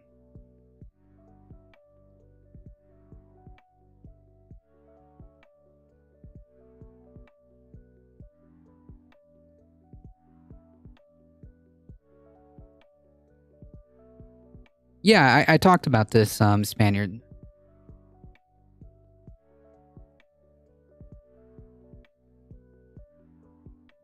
My argument was he simultaneously says that we shouldn't do this with governmental regulations.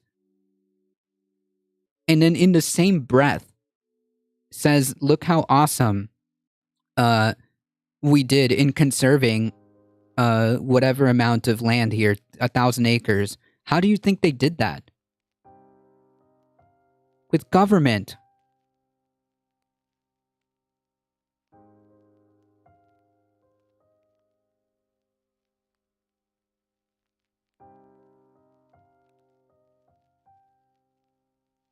How do you think they did that?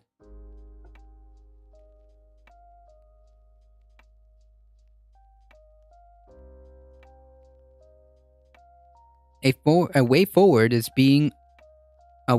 balancing what I like to call the 3 E's: energy, environment, and economy. We must meet these 3 needs without sacrificing any of them. Is that what the Hill person's talking? This is the Hill person. What I was trying to point out is, look, they simultaneously say, not by government mandates, boasting about like, oh yeah, no government mandates, and we did the whole production of electricity all the way from 14th to 5th. This happened while dropping mandates and protecting environmentally sensitive areas such as Kansas, Flint Hills. Yeah, how do you... I'm not arguing, I'm just asking, is this the reference? Yeah, this is the person. We're talking about the same exact... Oh, wait, I already closed it. We're talking about the same exact person, this dude.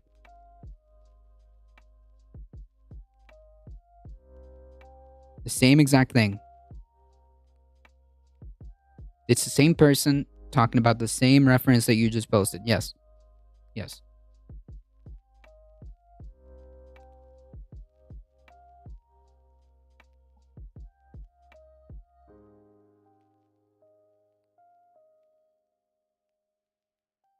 So I just skimmed a Washington Post article saying that this brownback guy who wrote this got his Congress position by running last-minute ads of $2.3 million funded by the Koch brothers. Damn. This is why media literacy and know what you're reading and who it's by is so freaking important. It's so important. Damn.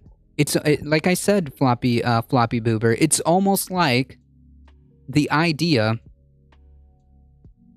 in '97. Of course, it's almost like the idea of this is to slow down, is to neutralize or short circuit any type of meaningful action, because then we get into like this I mean, it's not, how do I say, like, it's not civility politics, but it's like us, whoa, slow down, let's bro, we have to debate this. Slow down. Whoa. That's too radical. What? Shifting away from fossil fuels, acknowledging like the agriculture industry is causing like massive problems ecologically speaking. Slow down. Everybody, slow down.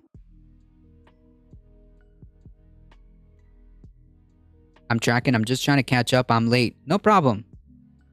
I'll catch up. We were just doing a media literacy exercise. If you actually want to read the whole article, it's in the Discord, but it's also, I'll just give it to you here. Yeah. This is an exercise in media literacy and what it's designed to do, which is short circuit any real action. Unfortunately, even tragically, the Biden administration has elevated the environment over energy and the economy. If the environment, because this is true, the environment, the ecology provides the resources that we need for energy and economy. Without the environment, we're effed.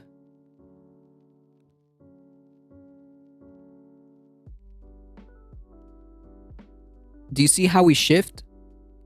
Do you see the switcheroo that was just done on us?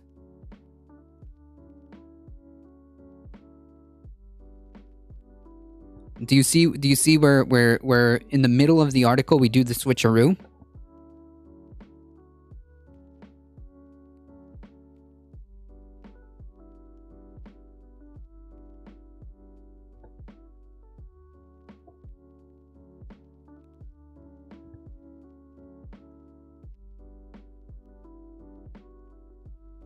In the middle of the article, we do the switcheroo. Unfortunately, even tragically, the Biden administration has elevated the environment over energy and economy, making it harder for the U.S. oil and gas industry. Since Biden entered office, his policies have contributed to record high energy prices and inflation. Name one policy. Steep gas prices are a direct and painful hit to people's pocketbooks. And this approach is not even best for our planet. The best decision for our planet is to make it cheaper and to continue to perpetuate the same industry that continues to F us. Cool.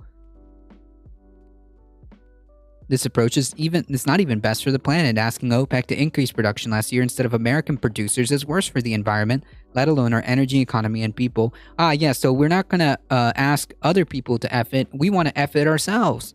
Duh.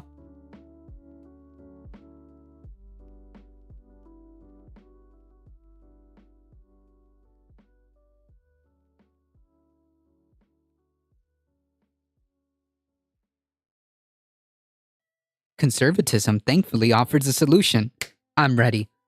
We balance the 3 E's in a way that helps everyone. A path forward is to lower emissions does not need to one or pain and fewer people. Wait. What?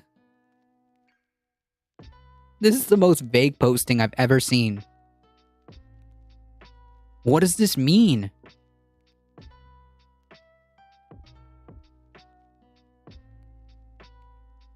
What? That's not a solution. Bad-mouthing Biden just like Carter and everyone falls for it. Yeah, well, this is incorrect criticism of Biden.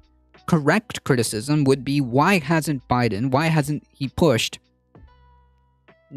marshaled the Democratic majority that he has right now to put forth actual legitimate legislation to decouple ourselves from fossil fuel, to address animal agriculture, to address all of these problems.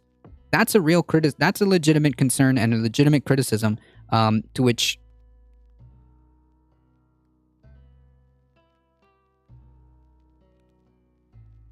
that's fine, but this isn't it. This isn't it.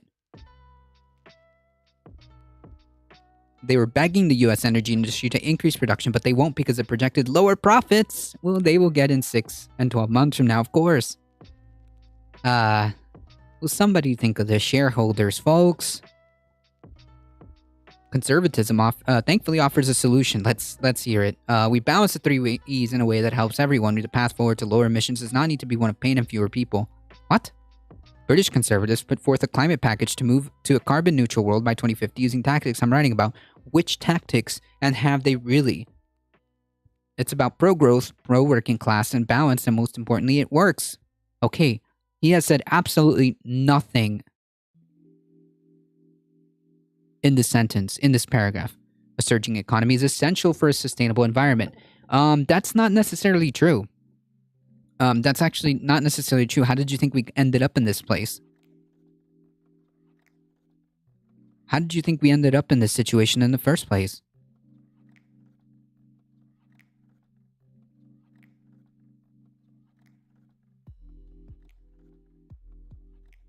Spaniard, they're conservative. They don't do that. The free market's innovation and growth unlocks energy technologies that will power the world to a near-term, cleaner future at affordable prices. How? The free market has had decades to do this, and yet nothing.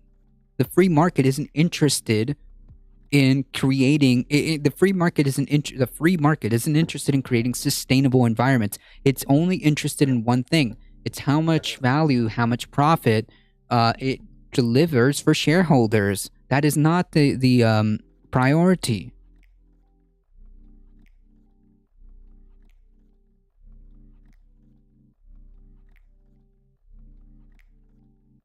To accomplish this vision, we must remove the red tape that restricts the development and deployment of creative breakthroughs. This means streamlining regulations that delay renewable energy projects and impede advanced nuclear energy.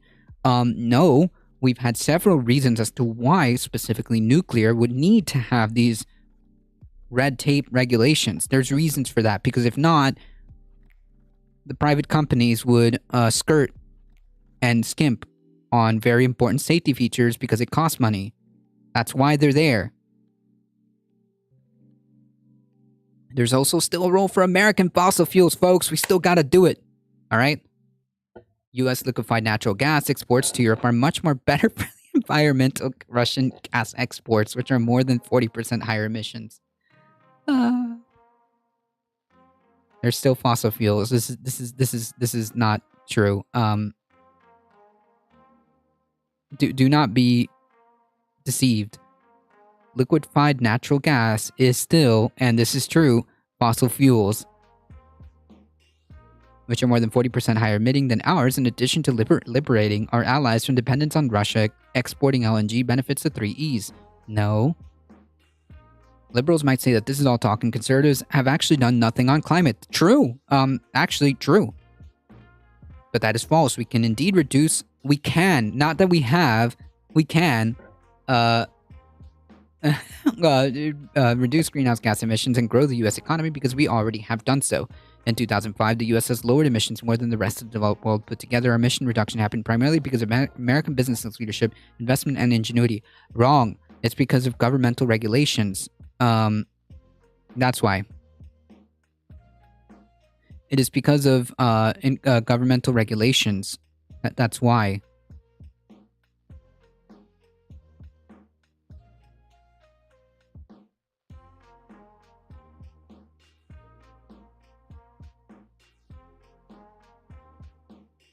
Plus, conservatives, such as Chuck Grassley, champion a production tax credit for wind energy that made that business boom. That's actually incentivizing renewable energy is good.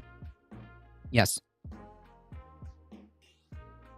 Incentivizing renewable energy is good, and I agree with this. Relicensing nuclear power plants has also helped greatly. Given the choice between decommissioning a nuclear plant and then changing it to fossil fuels is unacceptable. So yes, relicensing, as long as regulations are kept, is good. Conversely, whataboutism emits more... China emits more greenhouse gases than the whole developed world. They're also doing.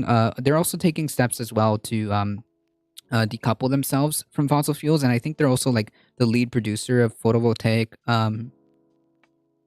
solar panels. So like they're doing some things good, and they're doing some things bad. I believe they are going to add more coal-fired plants, I think, which is not good. So yeah. Conservatives want to let the free market pick the cheapest and most reliable forms of clean energy. If that was the case, then explain to me why, if we know, this is how I know this is all a meme. If it's true, then explain to me why conservatives keep pushing for fossil fuels, even though we know that renewable energy is incredibly cheap right now. Solar is at an all-time low, and so is wind. Why are we still propping up the fossil fuel industry? Why do conservatives keep pushing for fossil fuels? And why is this guy trying to tell us, after being funded by the Koch brothers, a fossil fuel baron?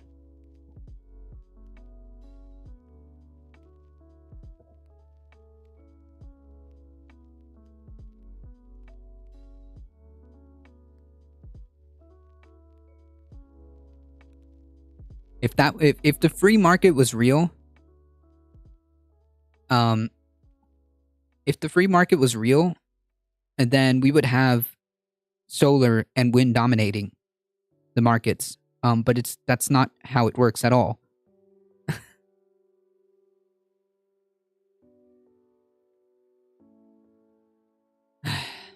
Major policy issues in the US, like climate change, are rarely solved and never solved well by only one political party.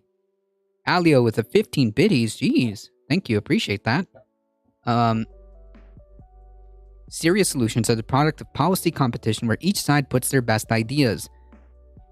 The problem is when you have another party that's still having trouble grasping whether or not this is true. We're still fumbling around whether or not this is a hoax created by China.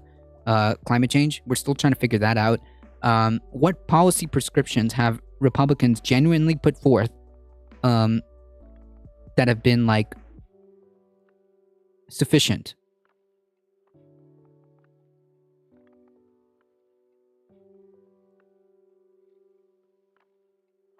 Can you name like a vastly like robust package of policies that Republicans have pushed for? No.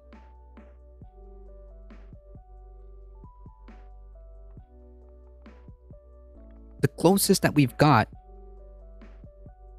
was a subsidy tax credit for wind energy. That's good.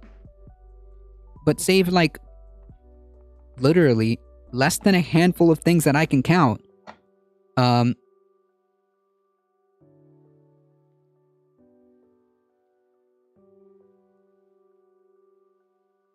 What exactly feasible, logical, science-based solutions have Republicans put forth? And if you're having trouble trying to rack your brain to trying to find one, it's because, yeah, you can probably name more than the more things that they fought against, like Floppy Boober just said. More news on the leak and solution. The U.S. military will permanently close the Navy fuel storage that leaked petroleum into the local drinking water. Yeah, that's what we were referring to earlier, Spaniard, when you asked. That's it. That's exactly it. And we talked about it, that they finally decided to close it only after public outrage, because if none of that would have happened, if no media involvement, if no like activists out there trying to get the word out, that would have just kept going. I mean, like, it was so bad that you had people literally with chemical burns in the ER and stuff like that. It just couldn't be hidden anymore. Because guaranteed, if there was a way of hiding it, they would have continued.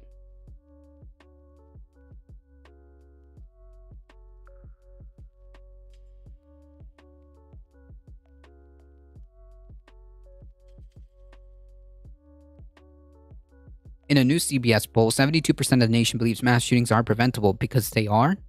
However, there's a partisan split with 44% of Republicans saying mass shootings are just something we have to accept. That's a good meme. We just have to accept it, guys. There's nothing we can do, you know.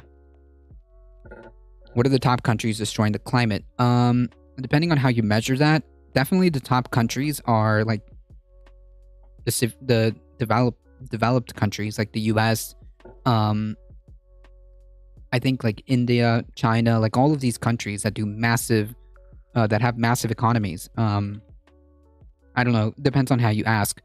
I guess top emitters.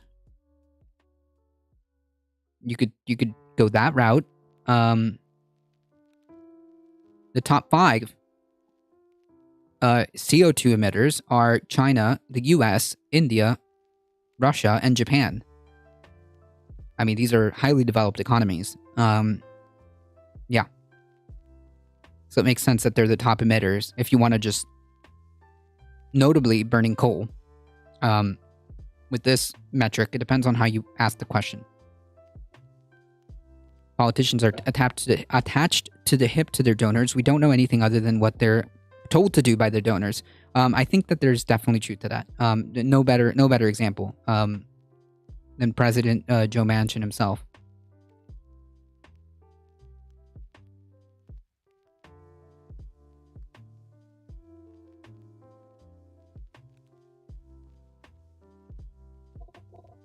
Then public votes for the candidates who they believe provides the best path forward to the nation. That's not how this works. That's not how this works. The majority of Republican messaging is all about like some culture war nonsense.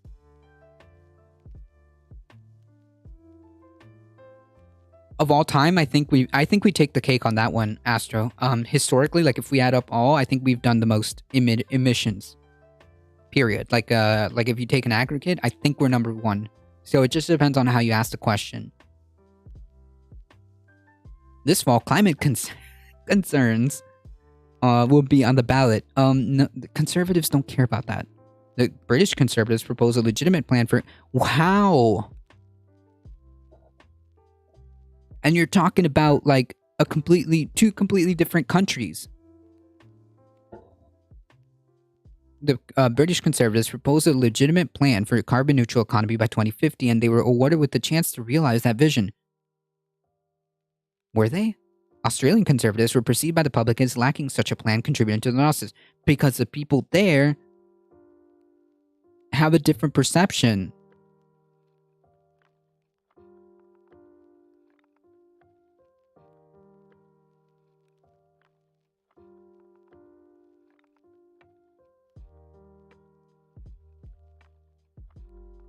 You have a good one. See you in the next one.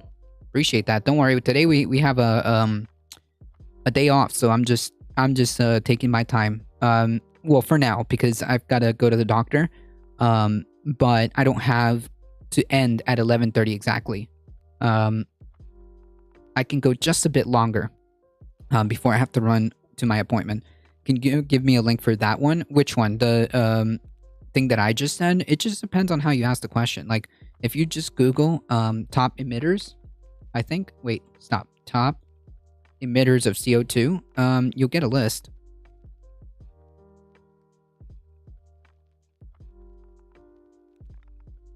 It just depends on how you ask the question.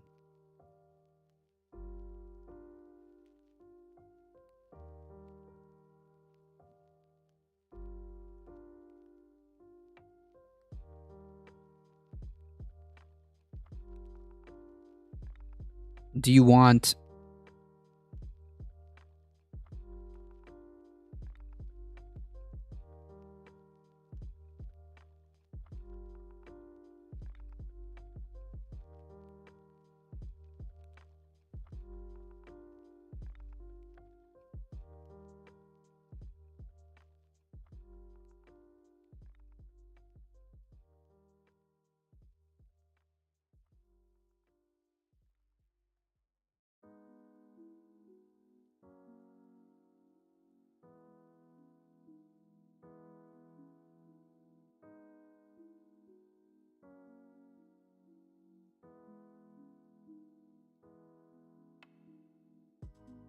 Do you want to know who has emitted the most to date?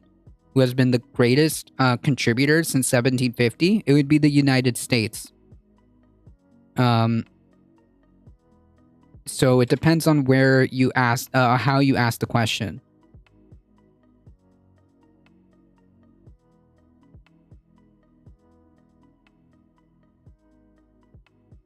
If we compare each country's total contribution by cumulative CO2, the US has emitted more CO2 than any country to date, around 400 billion tons since 1751, and it is responsible for 25% of historical emissions. This is twice more than China, the second largest national contributor.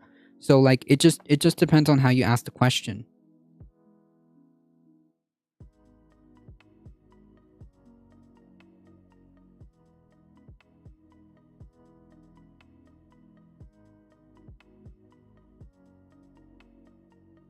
Anyways, I hope you guys learned some media literacy from this, because it is quite brazen how this gets put forth in front of millions of people who decide to click on this and read this and be like, yeah, this sounds reasonable. This sounds reasonable. Jesus.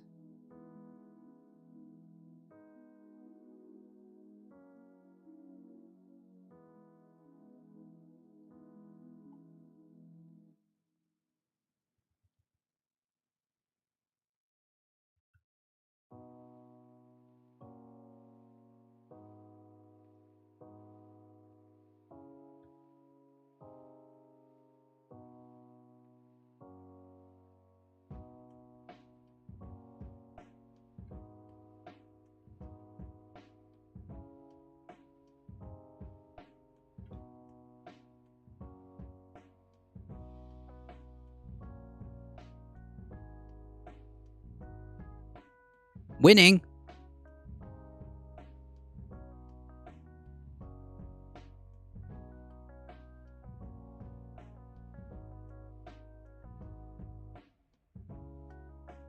Drought-stricken U.S. warned of looming Deadpool.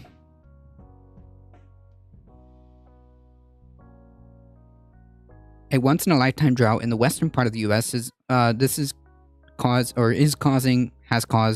we're in the middle of desertification, is turning up dead bodies, but that's the least of people's worries. Sitting on the Arizona-Nevada border near Las Vegas, Lake Mead, formed by the creation of the Hoover Dam on the Colorado River, is the largest reservoir in the U.S. and provides water to 25 million people across 3 states and Mexico. Here, the stunning scale of a drought in the American West has been laid plain for all to see. The water level is so low that bodies of murder victims from decades back, once hidden by its depth, have resurfaced. Jesus. Once was the... yeah. Ugh. Yikes. While the dead bodies are fueling talks about Las Vegas mob past, water experts warn even more worrisome consequences if the lake keeps receding. It would reach what's known as a dead pool, a level so low that the Hoover Dam would no longer be able to produce hydropower or deliver water downstream. Again, that's 25 million people. And this is now. This is now, folks. This is happening right now. Will not be able to get water. You know, a very important thing for human life. Not to mention, it would also diminish the ability to produce hydropower. Californians have been told to conserve water at home or risk mandated water restrictions as a severe drought on the West Coast that has brought desertification is expected to get worse during summer months. People have been told to limit outdoor watering and take shorter showers. In Los Angeles, many are being asked to cut their water use by 35%. The restrictions come after California recorded the driest start to the year on record. NASA, which monitors changing water levels, is warning that the western U.S. is now entering one of the worst droughts ever seen. Yeah.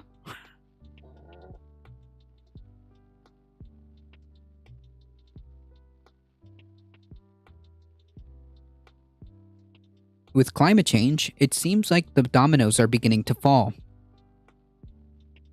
This is 2022, folks. NASA hydrologist J.T. Rieger told BBC, we get warmer temperatures, we get less precipitation and snow, the reservoirs start drying up, and then in a place like the West, we get wildfires, all being compounded. These consequences are beginning to have a stronger and stronger impact. Right. It's like watching a slow-motion catastrophe kind of unfold. Because it is. Look at this.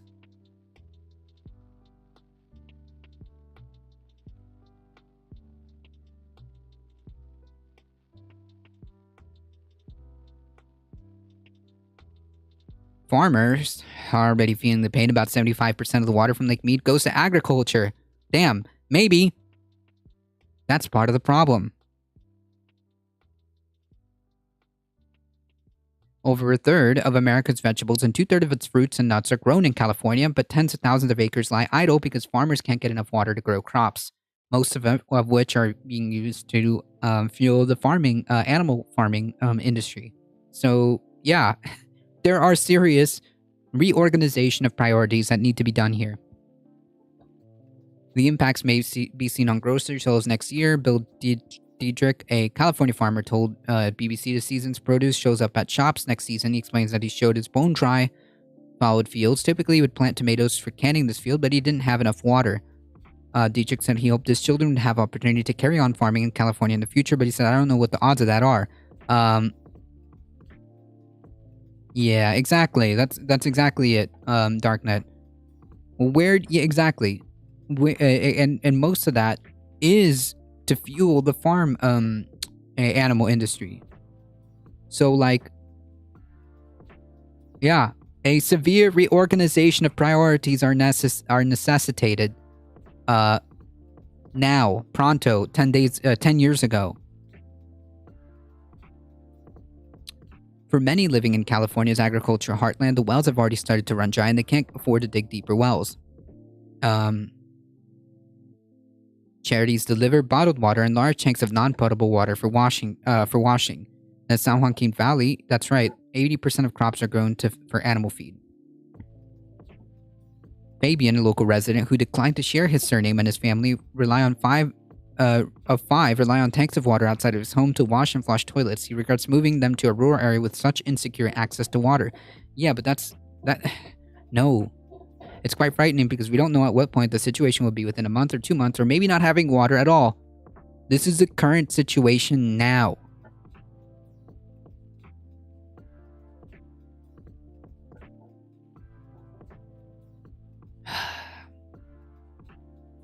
Many farmers argue that it's time for another massive infrastructure project like the Hoover Dam, which was built in the 30s so that more rainwater can be stored instead of being let to end up back in the ocean. Dams are controversial and typically opposed by environmentalists for good reasons. But with drought now so severe, even California's Democratic leadership, largely aligned with environmental groups, have proposed rethinking some of the state's shelved dam projects. This is peanuts. This is not good. That's right, floppy boomer. But while some fret, others innovate. The Arizona-based company Source is installing hydro panels in homes and California around the world, to which use the power of the sun to extract water from the air. Kat George, a manager at Source, was in California's Central Valley, where the company is installing hydro panels on 1,000 homes so people can have clean drinking water.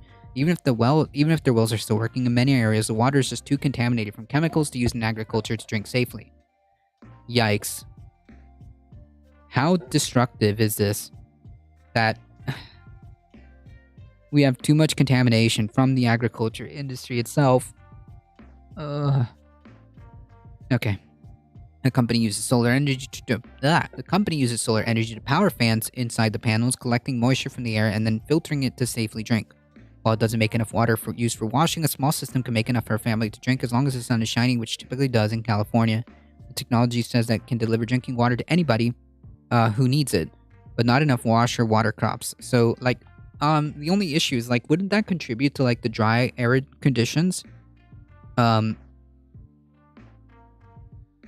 Wouldn't that present other problems if it gets deployed massively? Let's say everybody in California had one of these things. Wouldn't it contribute to, the dry, arid conditions? Or am I just getting this wrong? Back on Lake Mead, it is no longer possible to launch a boat in the Calvo Bay Marina, and lakeside restaurants is now a long way walk from the shore. But the dead bodies...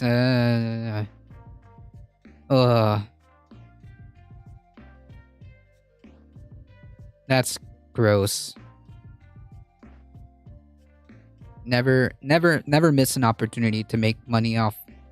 Okay. That's just gross.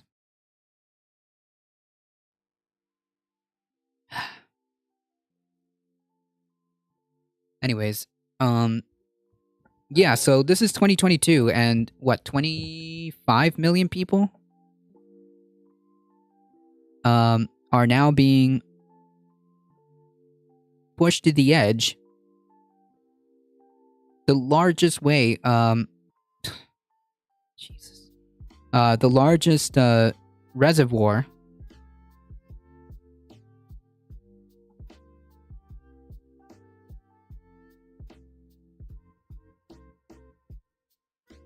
$25 million people across the states and Mexico.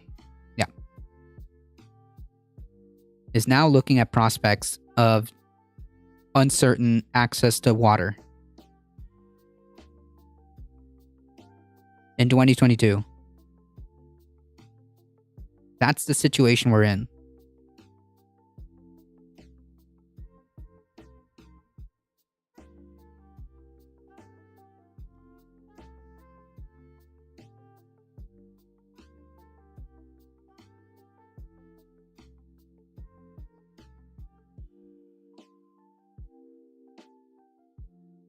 Yeah, and the Republicans' massive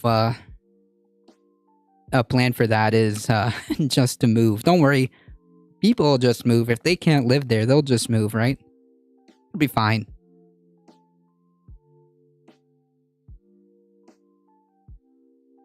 It'll be fine.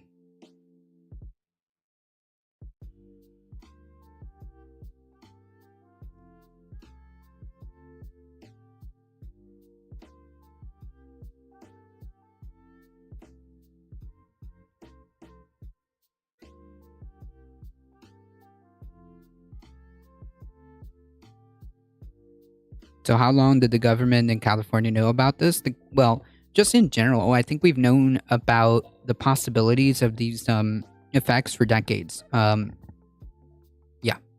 This is like a pretty understood, at least the possibilities of the concepts of the ramifications that we could see because of climate change have been known across the board.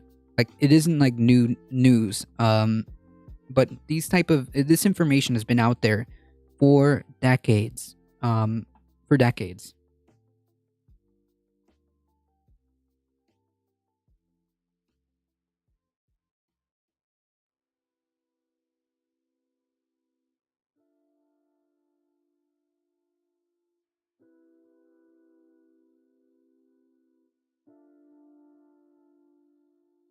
How ironic. I just finished my California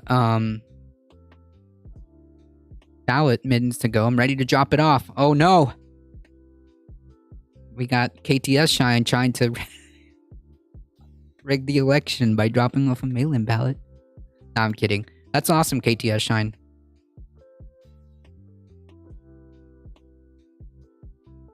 That's actually incorrect. Cali is surplus. Surplus to the tune of billions. I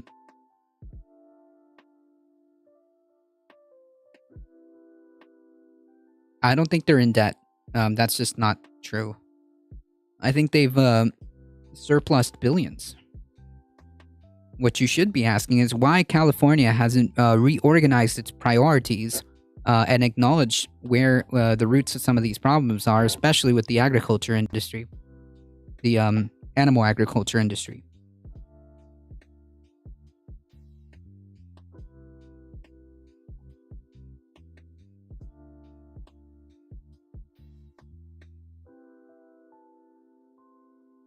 Breaking news. All right, let's check it out.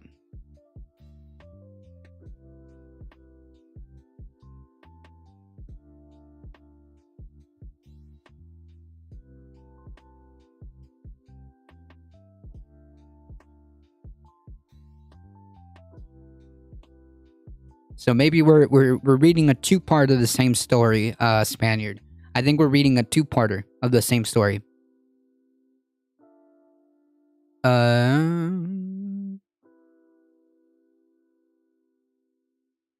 record-breaking updated budget proposal unveiled was that buoyed by a staggering $97.5 billion surplus, a sum larger than operating budgets of most states.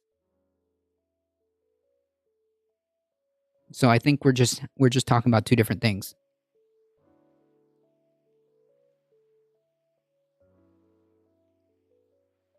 Budget surplus, maybe? I don't know.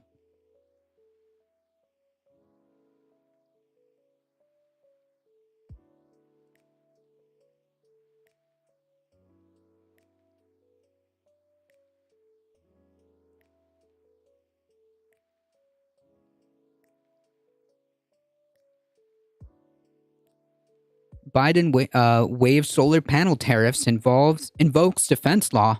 What? We actually have like a lowercase w? We actually have a lowercase w? Something positive for once? Jesus. I'll be freaking damned. I'm talking about the actual debt. Yeah, like I said, I think we're talking about two sides of the same story. I'm not sure. Listen, don't listen to me for like serious financial stuff. I left one Superior Court judge option blank because Republican candidates was corrupt when he was mayor, and the Democrat got in trouble for illegally ordering defendants into custody. Imagine having those two choices. I should have just written in Mickey Mouse. Same thing, honestly. President Joe Biden waived tariffs on solar panels from President Joe Biden waived tariffs on solar panels from 4 Southeast Asian nations for 2 years and invokes the Defense Production Act. Damn, so he can do something. Holy yikes. Damn.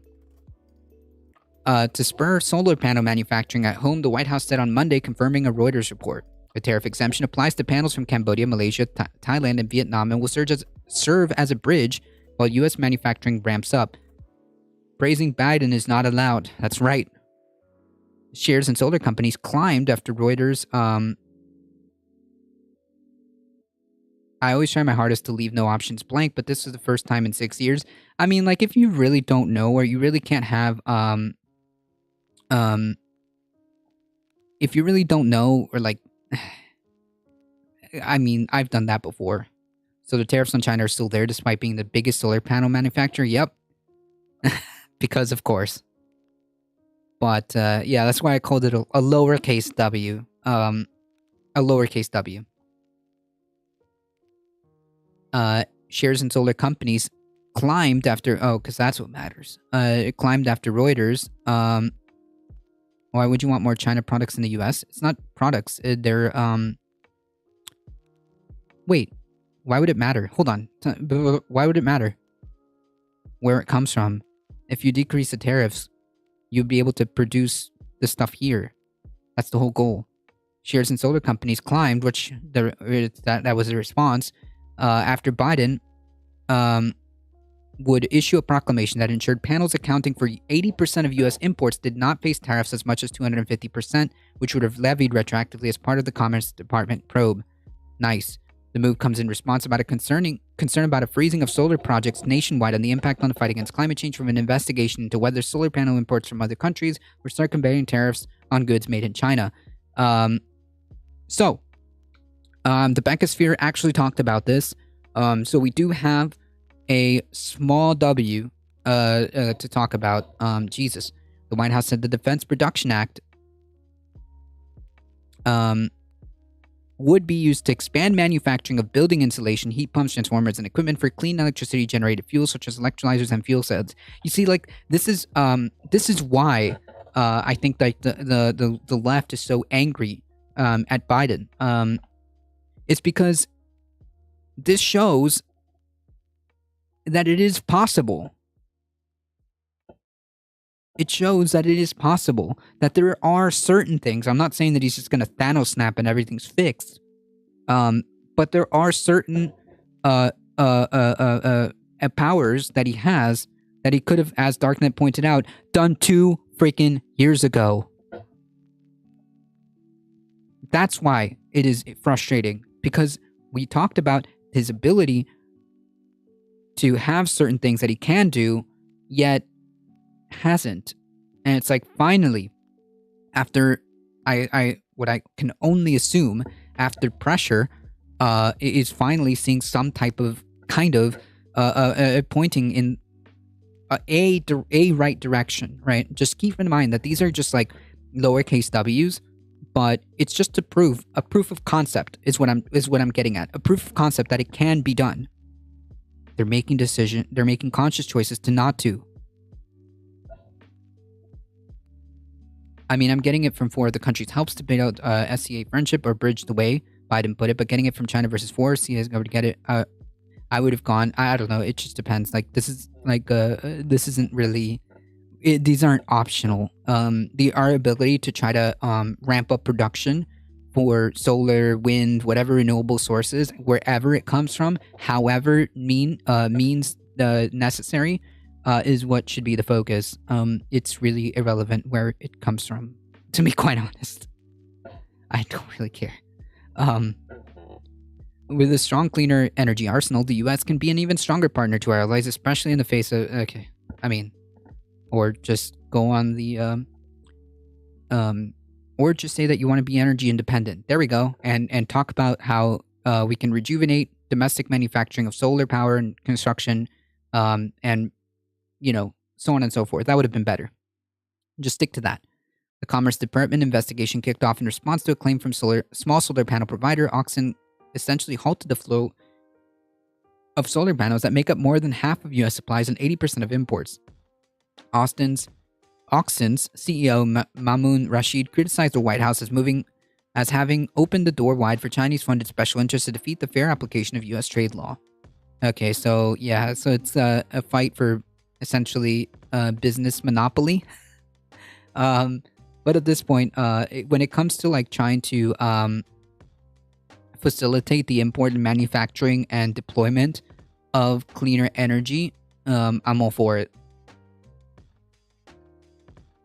I just wish they could have just done the whole 9 yards and just really blew the doors open for as much as solar manufacturing as possible. Why not use the world's largest solar producer?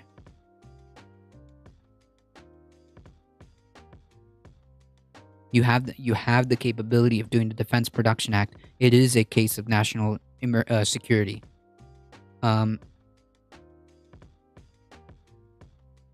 It is a case of national security. So why not use it? Because China bad. True.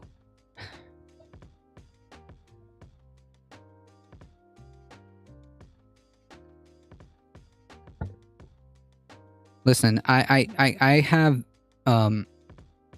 like step aside like the idea step aside like the criticisms that you can have of China, like literally sticking it to them just for the sake of, and then like simultaneously like torpedoing the planet is not really a good it's not a good thing.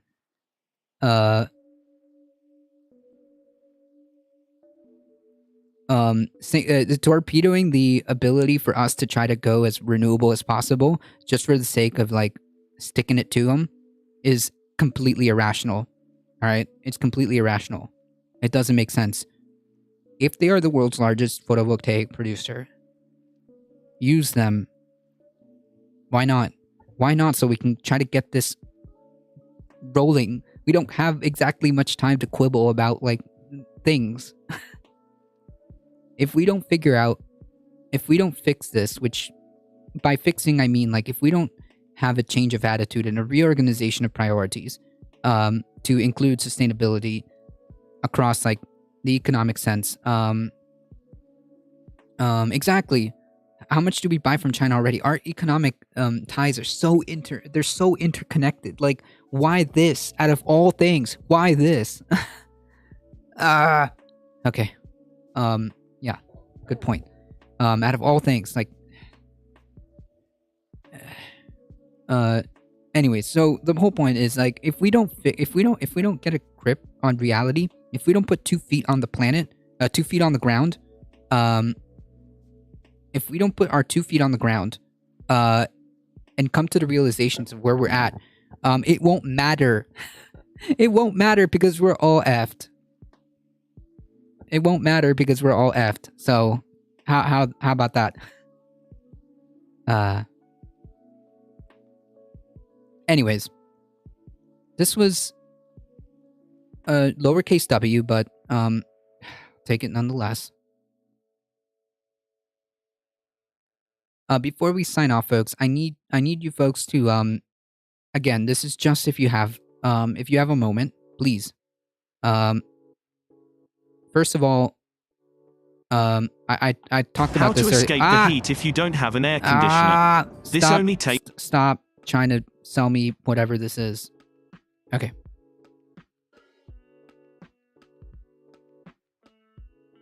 I talked about this earlier midstream. If you have a second, you can either look at it on the Discord, the link is there, or you can just click on this here. There are 2 videos that, like, if you just have a second of your time to consider, to listen to these 2, no, it's not Manscaped. I don't know what they were trying to sell me. I just clicked out of it. They're in the Discord, so you can take a look at it there, or you can just click the link right there. Very relevant to climate change. So cool. Small W, I guess. I'll take it.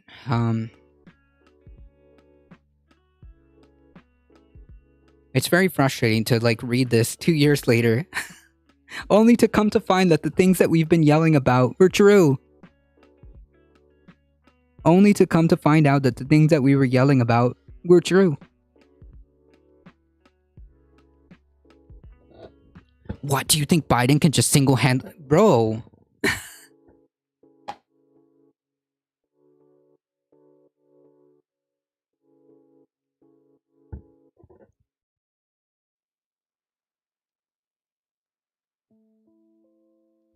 I don't expect Biden to single-handedly fix any problem.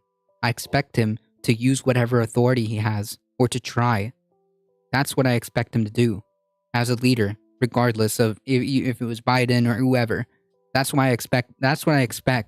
I expect the president elected, allegedly, a democratically elected president. I expect them, and their only sole job and focus of any politician should be to do the most amount of good for the most amount of people. And which is why it's so infuriating, like, in the back of my head to just listen to this 2 years later and like be vindicated on the idea like, hey, he could absolutely have things that he could have done. And here we are. Proof of concept that there are things that he can do as a president. There are certain things that he can activate. We're just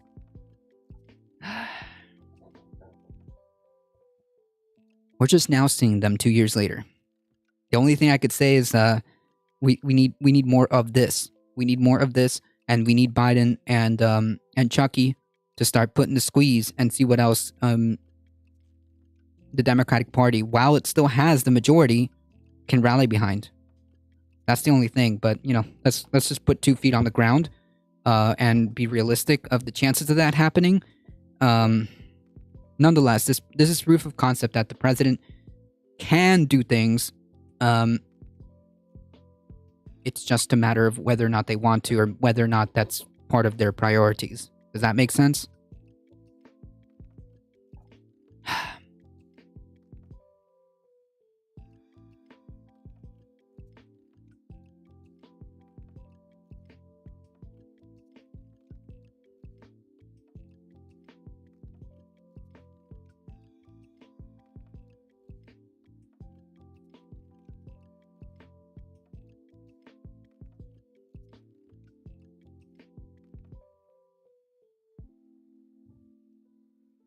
All right, folks.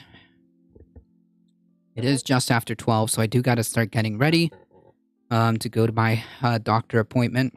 Thank you guys for hanging out. If you guys enjoy the content, don't forget to hit the follow button. You get 5 free emotes. Don't forget to head on over to the YouTube channel. Oops. Hit the big red subscribe button. Really does help us out. Spread the word far and wide that this is the chillest place to be for news and politics, Monday through Thursday, 9 a.m. Eastern Time. Join the Discord to keep up with anything, with any updates. See ya. Have a good one. You have a good one. So, really quickly, there might be changes coming soon to the channel based on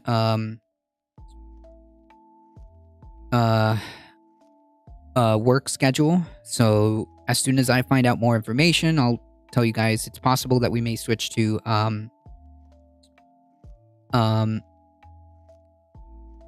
it's possible that we may switch to a more evening schedule after 5. We'll see how things go. Yeah. Rating Professor EXP. What? I'm not familiar with them.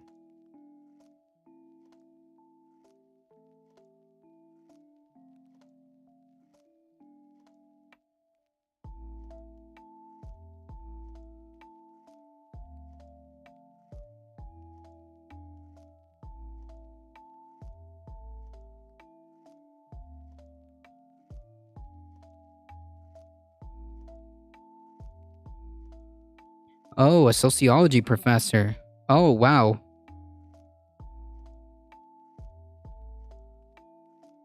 Diversity, equity, inclusion, community, and belonging, sociology stream.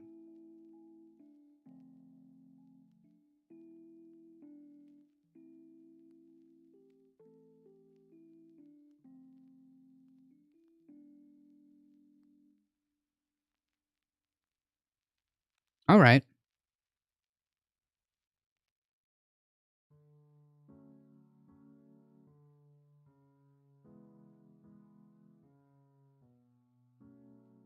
All right. Well, then let's do that. Folks, as always, please stay safe. Please take care of each other. I'll be on. I hope to see you guys in the next one. Mañana. See ya. Thank you, Darknet. Thank you, Spread It Forward. Thank you. Appreciate it. Thank you all. Thank you for the biddies. Thank you for the follows. Alio for the 15 biddies. Samaline coming in hot with the tier 1 sub. I appreciate that. Let's head on over to Professor EXP. They sound super chill.